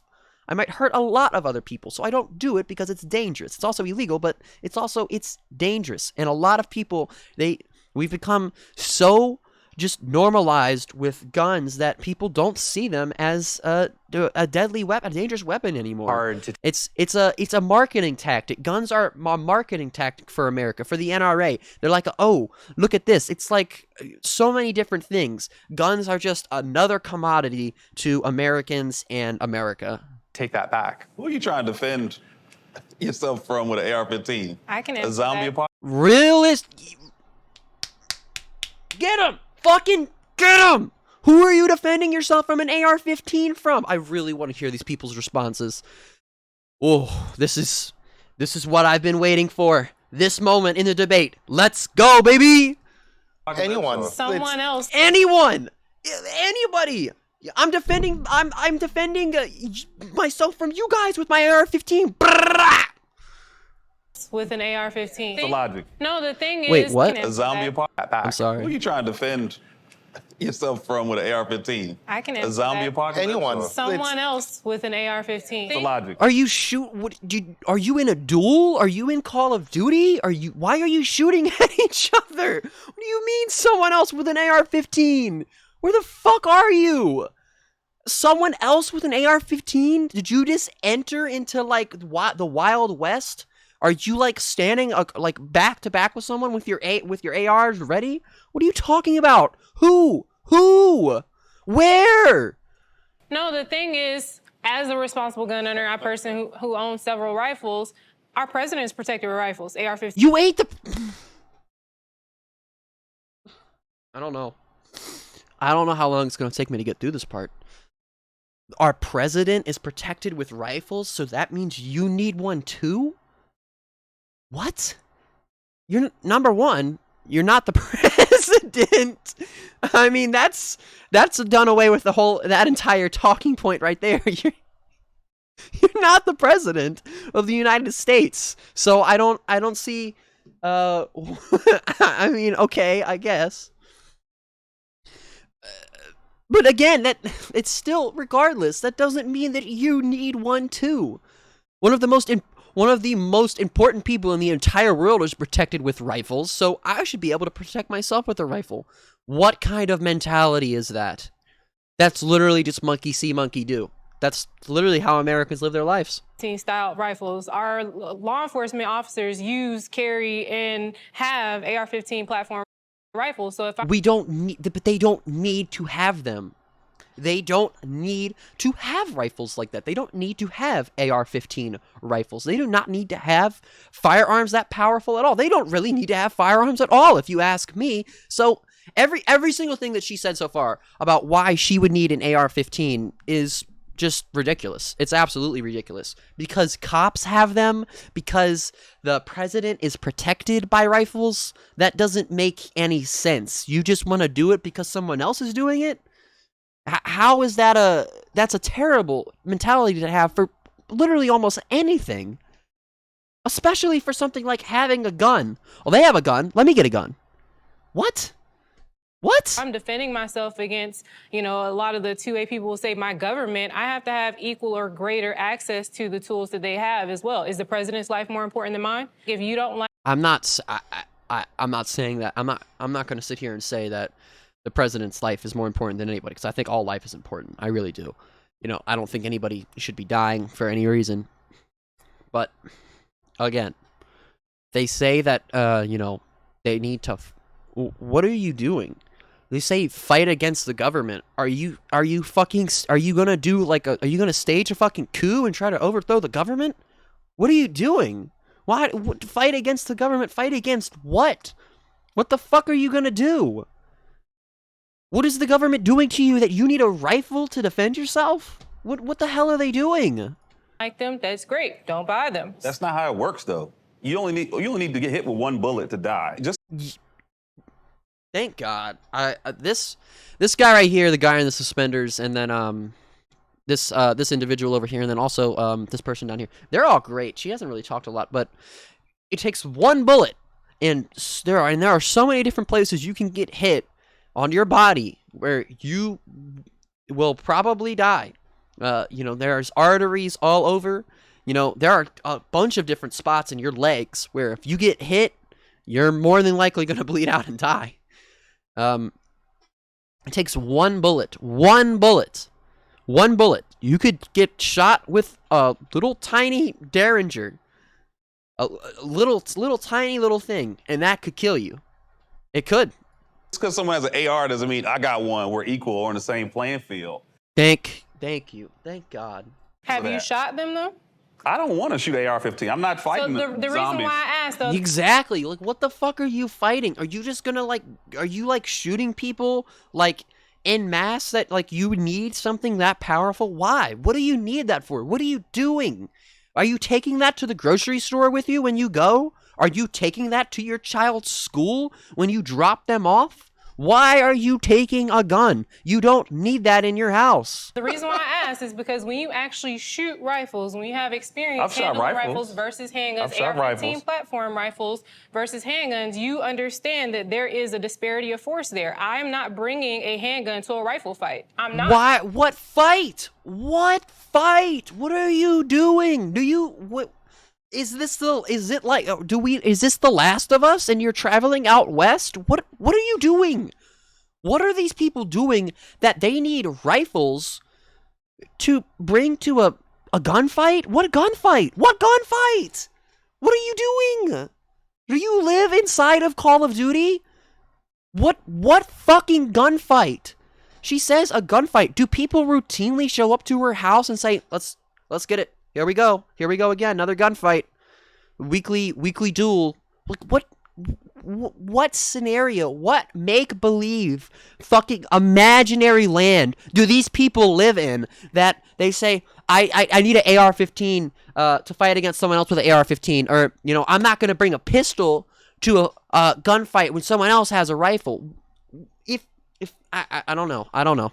If you're already in a spot where someone else has a more powerful gun than you, and you're facing them, or just run, fucking run. Do not square off with someone else that has a gun just because you have a gun. This is crazy. What the fuck? I think if someone in the Tops grocery store in Buffalo had an AR-15, that would have not saved lives. If anything, it would have harmed more people. I think Yes. Oh my God, yes. Yes. It would have. It would have just been created. Imagine there's someone that walks into the front door, and there's someone in the back of the store that also, just, you know, they happen to have an AR-15 on them for, you know, whatever reason. They have an AR-15 on them. The guy walks into Tops. He starts just unloading on random people. He just starts shooting black people. Someone else in the back of the store, you know, you're in the store. You're maybe like somewhere in the middle, and then you hear shooting from both ends. What the fuck would you do? Which end would you run to? You would, especially if you were hearing it at both ends, you would probably run toward the front. You would probably run toward the front because you would think that the active shooter just walked in through the front door, and I'm sorry. I completely phrased that wrong. You would think that the active shooter walked through the store to the back to be able to maximize his damage, get as many people as possible. So he starts in the back of the store, and then somebody in the front, maybe a security guard, maybe whoever it might have been, who also has a gun, and they're at the front of the store. You would think that the person who's not committing the crime would be not at the front of the store. But, you know, it would just create so much confusion. And I know that I just worded that so badly, and it was probably really confusing for anyone who was listening to follow. But that, again, you would just, more lives would be lost if that would be what you would do. If you would engage in a shooter like that, you would literally just be harming more people. If the security guard who defended himself using a handgun against the person who had an AR-15, he had a rifle. No, they asked the police chief of Buffalo after the shooting, if you were armed with those types of weapons, would you have been a better responder? He said no. He said the only reason that slaughter stopped is because the shooter stopped. Not because they had the right tools. By security who had a handgun, who took a shot at the chest, and there are armor-piercing rounds, there are types of ammunition for AR-15s that would have ended that threat that moment. But it didn't happen. You know, this is all make-believe. These people live in fucking make-believe land. That didn't happen. You know, she's saying, well, that could have. Well, let's not do what could have happened, and let's look at what actually fucking happened. Because the could have or the would have doesn't fucking matter in the end. But unfortunately, after lives are already fucking lost. Had just a handgun, the shooter was forced to slow down, stop, gather himself, but then he continued to take other people's lives. What you're describing in a way sounds like an arms race, where if someone else has an AR-15, therefore I need an AR-15, and that the end game is that everyone has an AR-15, right? The AR-15's been around for what, 40, 50? I think it's almost 60 years old now to civilians. Like Greg has shot hunting rifles. Pretty much every hunting rifle is more powerful than AR-15. The AR-15 is the bare minimum that the U.S. government found out to be lethal to a human being. Just because it has 30 rounds doesn't mean you need to shoot 30 rounds at a person. So why are you shooting? Why are you shooting at other people? Why? What scenario are we in right now that we have our firearm in our hands and we're shooting at someone else? What are we doing? Where are you at? What the fuck is happening? Specific feelings towards the AR-15 and not a handgun with a 30-round magazine, which do exist. I have the same sentiments for that, So you feel equally about both? Yeah, I think we are in a world where we're creating these weapons that are literally built for mass fatalities. And they're made to kill people. He's 100% right about that. If you're going out hunting, if you're going to go out and do something like hunting with a gun, you don't need a gun that has an insane amount of ammo. If you're going to go out and hunt something like a deer, if you miss your first or second shot, deer's going to fucking be gone. So your dinner's gone. You don't need, what are you going to fucking just machine gun the deer down and ruin it? These weapons are designed for people to die. That's what the fuck they're designed for. He's 100% right. They're designed to kill people. That's what they make them for. Encouraging that? Is that You don't need an AR-15 to go hunting. You just don't fucking need that. Responsible gun owners to use the firearm to defend themselves. for mass absolutely. fatality purposes? To defend myself, yes. If a single woman who lives at home and 30 intruders come in, God 30 forbid. intruders. If 30, oh my God. I got news for this lady and anybody that and I've had people literally argue with me with a scenario very similar to this. Like this person told me that they needed a rifle in case they were at a gas station and 10 people came up to rob them. I have news for you. If there are if there's 30 people coming into your house with guns to hurt you, you are fucked. I'm sorry, but unless you're John Wick and she's not John Wick, unless you are John fucking Wick, it's not even a real person. If there's 30 people coming to your house, you're gonna fucking die. If they're there armed, ready to hurt you, you're gonna fucking die. If you think you're gonna outshoot 30 people that are coming to hurt you, you're out of your goddamn mind. If there are actually 30 people coming to your residence to hurt you, if your first and only instinct is not, I need to get the fuck out of here, you're gonna die. If your instinct is, let me grab my rifle and fight, I'm sure I'll be able to get all of them, you're gonna fucking die. What scenario are 30 people coming in? Are they taking your whole fucking house? What are they doing? Why are 30 people coming into your house and doing that? Okay, say two. Right, intruders come in with my handgun, my semi-automatic handgun, using my firearm to defend myself. A rifle would be better. It would have a better advantage. I have a longer maximum effective range as far as defending my life. I don't have to be at a close distance. The majority of like home break-ins are a majority of people that do stuff like that, they're actually non-violent crimes. You hear a lot about the violent ones because that's stuff that the media likes to report on because it makes their ratings go up when they have a story that's violent, has a bunch of juicy details in it.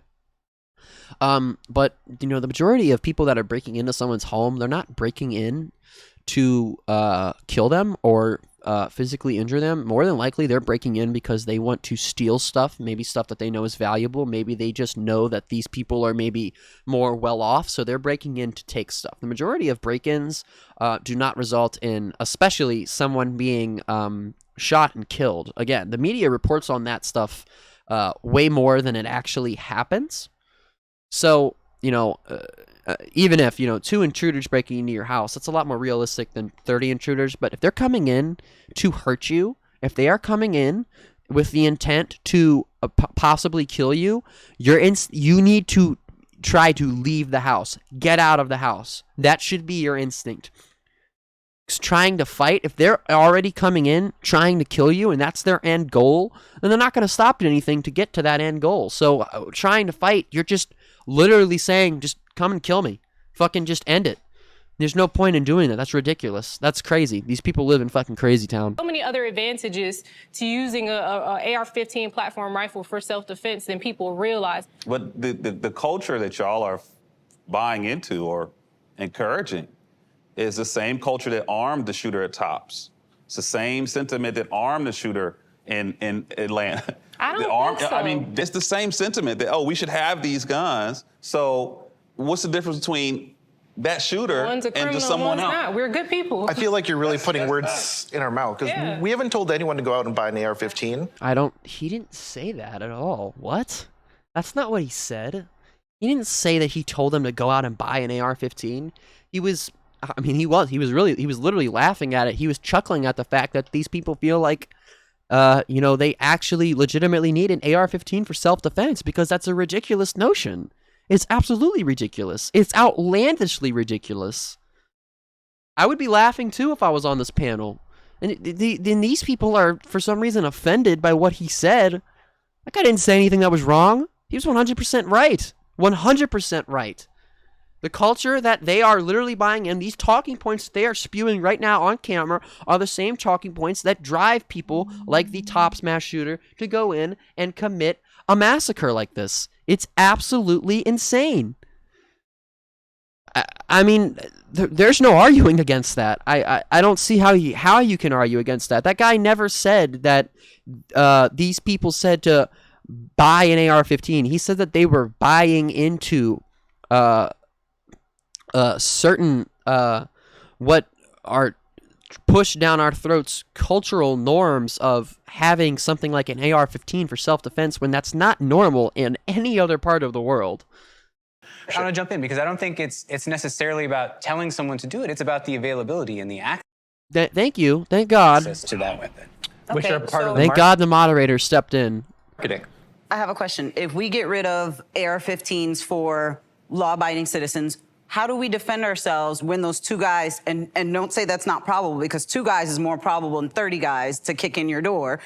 How do I defend myself and my children against those 2 guys who have AR-15s? Again, if you have kids and even if you are armed and 2 people break in and you know that 2 people have broken in, if your fucking go-to is let me pick up my firearm and start shooting, I mean, I don't think you have any sanctity of life. I really don't think you care about protecting your children, because if you cared about protecting your children, getting them out of that situation immediately would be my only concern. Would be, how do I get my children out of this situation right now? Not let me literally put their lives in more danger by picking up my firearm and going and engaging with these people that apparently are also armed, breaking in, going to hurt this individual. That is, I don't know how people can make that connection. How? They're brainwashed. It's these politicians and these NRA talking points that say you need to have this in case this happens. You don't. Tell me how. And you said, And then these people, she's clearly, she feels some type of a little sense of fear that this might actually happen to her, or she wouldn't have even be saying this, but she doesn't need to be fearful of this.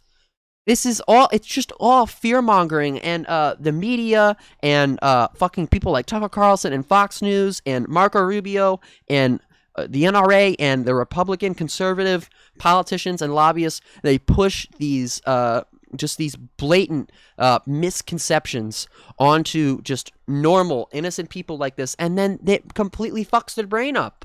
yourself that the Now police what? may not make it there in time. Tell me You how know I what? The tell best me how I chance you defend myself. got in a situation like that is to get out the house. And if you're go gonna have a where? shootout with 2 people with AR-15, And go where? What are you talking about? Run for fucking help. Run down the street. Get in your vehicle if you have one. Drive away. Get as far away as possible as you fucking can. Just go. Run. What is she meaning? Go where? Go back. Wait for them to leave. Go back in. What are you talking about? Fucking run. Go.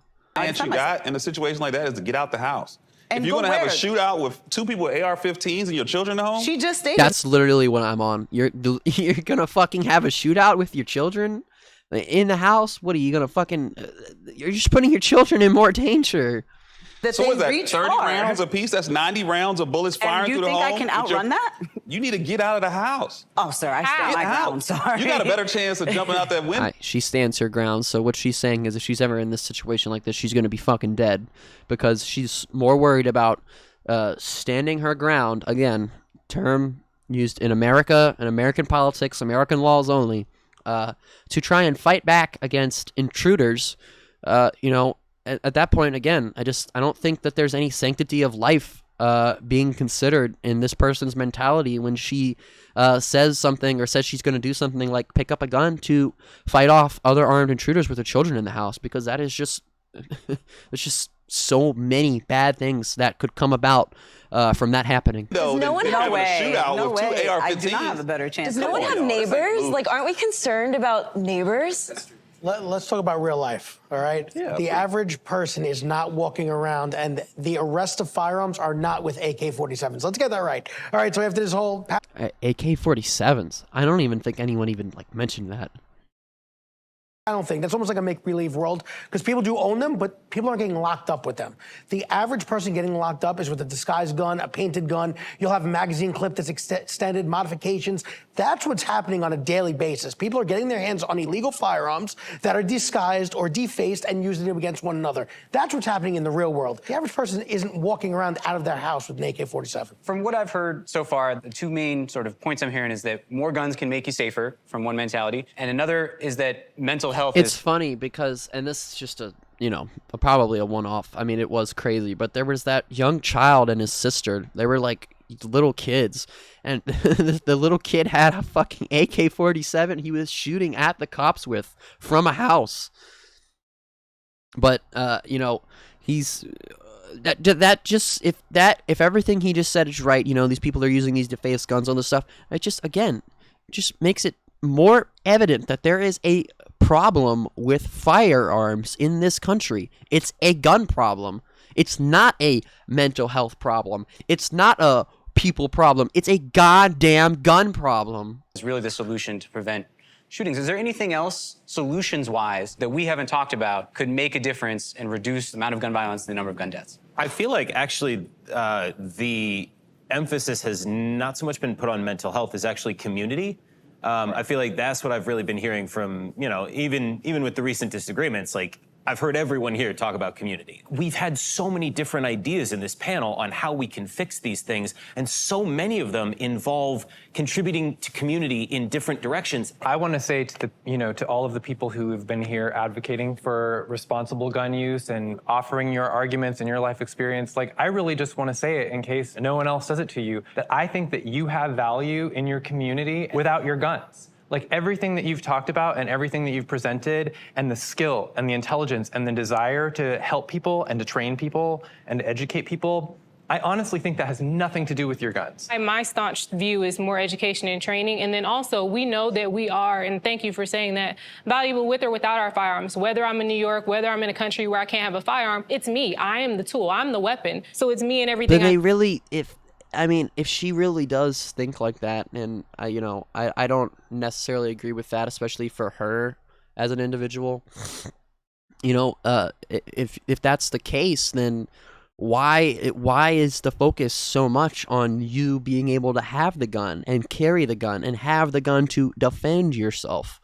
Why is that the heaviest part of the conversation? Why is that the most focused on part of the conversation? If that's really the case, if that's really what you think, if that's really what you believe. No, and the firearm's just an extension of who I am. So I appreciate you saying that. And I think no one on this panel has said more guns is the solution. I don't think anyone has ever said that this entire time we've been talking. I want to bounce off of that and say, okay, if more guns, not the solution, is less guns a solution? No, certainly not. And I think, a huge part of this that we have to, consider is, in fact, the economic considerations.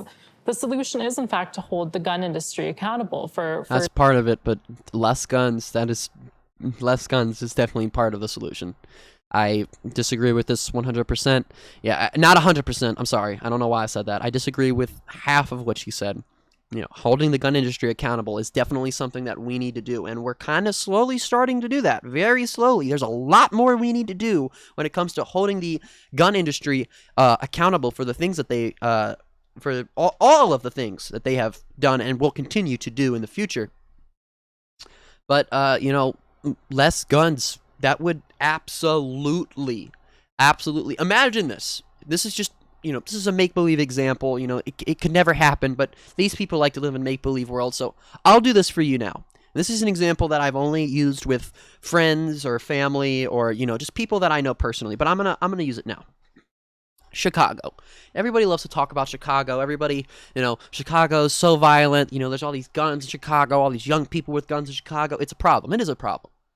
So let's just say tomorrow morning, every single person in Chicago, every single human being in Chicago that had a gun, a real firearm, a working firearm, and let's just say they woke up tomorrow and all of their firearms somehow were replaced with water guns.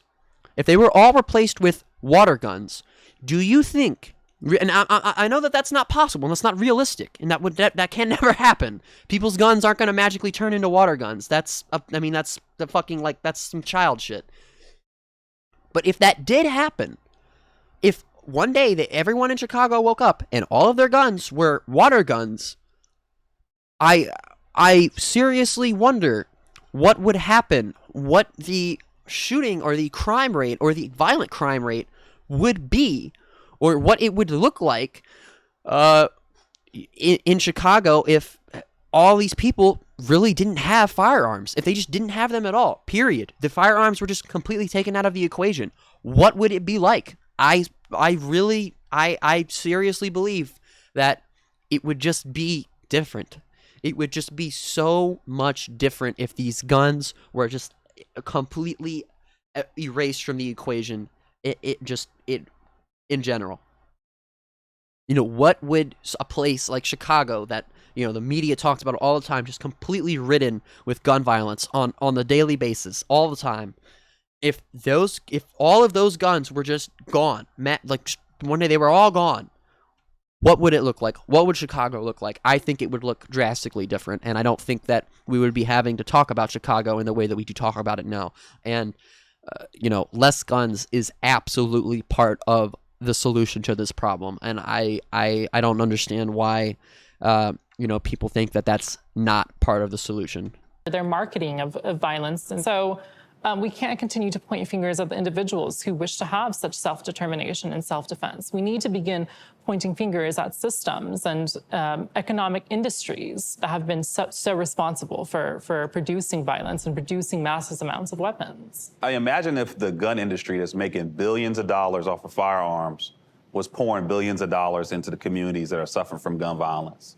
Like, how would that transform our entire culture? But right now, we are living in a world where this billion-dollar industry is selling that more guns equals more safety narrative, and we're buying into it without pushing back and saying, actually, what we need is more resources for those that have been traumatized. I wouldn't say that we're buying into it. I think we're simply But she is. They are. Why are these people disagreeing with him? He's telling them to their face what they're doing, and they're saying, no, no, no, no, no, no, no, no. Yes, he's right. Recognizing the reality that there's a violent world out there and that we need to, in fact, protect ourselves. And we can't simply skip over the fact that the world is violent to live in a utopia. But the best way to protect ourselves is to prevent violence. And that's true, that's to prevent violence, but it's also about self-determination and self-defense as well. And okay, sure. Not really. Stop the violence. Then what are you defending yourself from if there's no violence? We have to understand that there are, in fact, mechanisms to stop violence from occurring in the first place. But the only mechanism to end violence that has already occurred, that is already going to occur, is, in fact, largely the use of firearms for many of us. I'm hearing a lot of consensus that it's not necessarily That guy did not agree, and I'm glad he did not agree. the guns. It's the reason that people are using guns. The nuance is, like, how do you tackle that, right? I was gonna say, I think we glossed over the statement that you threw out there. You were like, so it's not necessarily the guns. I think it totally is the guns. There's a unique gun violence problem in America. Thank you. Thank God. I was waiting for somebody to say that this is the only country where shit like this happens on the regular basis. Thank God. I'm glad she got her final moment in because the video's almost over here. But thank God. Yes, unique to America. Why? Why do we have mass shootings only? I know the answer. It's the guns. There's no way around it. There is no way around it. It is the fucking guns. You look at other countries where people do not have access to this amount of firearms. Why is there no mass shootings? Conservatives like to say they have mass stabbings. They have mass stabbings. We have mass stabbings here too. That doesn't matter. There's always going to be people that are doing bad shit. But your gun problem, much like she said, is unique to America and America only. Richest country in the world, and we slaughter each other like dogs in the streets. What is happening? We have per capita way more guns than every other country. We have more guns than fucking citizens in the country. That's weird. That's weird. Why? That's so weird. 400 million something guns, 300 million something people. That does not, it doesn't equate. A unique problem, and it's not just domestically. And the reason why everyone here who does own or regularly shoot guns, it's their weapon of choice because it is the gun, it is the most powerful weapon, it is capable of the most destruction, and that's why people gravitate towards it. There's no changes to gun policy in this country that are not incredibly controversial and divisive. Like, how do we find that common ground and make changes that we can think, might make a difference without triggering a second civil war in this country? There's just no answer to that question that everybody is going to like, and there's certainly not an answer that I think would be effective that would in turn make or create a scenario where the gun owners or gun rights activists or whatever it is are happy. States Congress needs to remove all legislation it's introduced to absolve the gun industry of any accountability. And the American public needs to begin realizing that our elected officials are, in fact, advocating for such absolve of responsibility. And so I think that's very much the first step. And then I think the second step to this is, in fact, to begin producing mechanisms that would stop the gun industry from marketing and profiting in the way that it's been for so long. I think if 100,000 people were getting sick from some cereal brand every single year and 30, 40,000 of them were dying, the government would have stepped in immediately, right? And held that brand accountable. And they're not. The difference is, I think his name is Greg. The difference, Greg, though, is a cereal. They're not really lobbying in the government like the NRA is. Marco Rubio, he's gotten almost $4 million in campaign funds from the NRA and other gun lobbyist groups. Mitt Romney, everybody's favorite Mormon, Mitt Romney's gotten $12 million from the NRA and other gun lobbyist groups. $12 million. So you got to remember, who's paying these people's salaries, Greg? It's the gun owners. It's the gun groups. So we're dealing with guns and gun violence. We're losing historic numbers of lives. It's really uncomfortable to wade into this conversation. A lot of people wouldn't choose to unless they were personally affected by gun violence or had their safety at risk. And so I would encourage people to sit with the discomfort because it's everybody's problem. It's not just America's problem. It's actually a global problem. I just kind of want to draw people's attention to the fact that there have been a lot of different views on this panel, and yet we are very much pushing for a safer society where fewer people are killed by guns. This is really important for the national conversation because this is what actually drives progress as opposed to just everybody fighting on their side. Thank you all for doing this. We put some really good ideas out there and hopefully change the way people think about this issue. So thank you very much. Thanks for coming and doing this. We allowed to stand up? Go for it. All right. All right. Well, that was interesting. I enjoyed being able to make this video. It's really long. My timer down there says that I have been recording for 2 hours. So this one is going to be much longer than pretty much all of the other content on my channel, I guess. But if you like this video, make sure you hit that like button, hit that subscribe button, and walk on over and press that little tiny notification bell. Press all notifications, turn them on so you never miss an upload.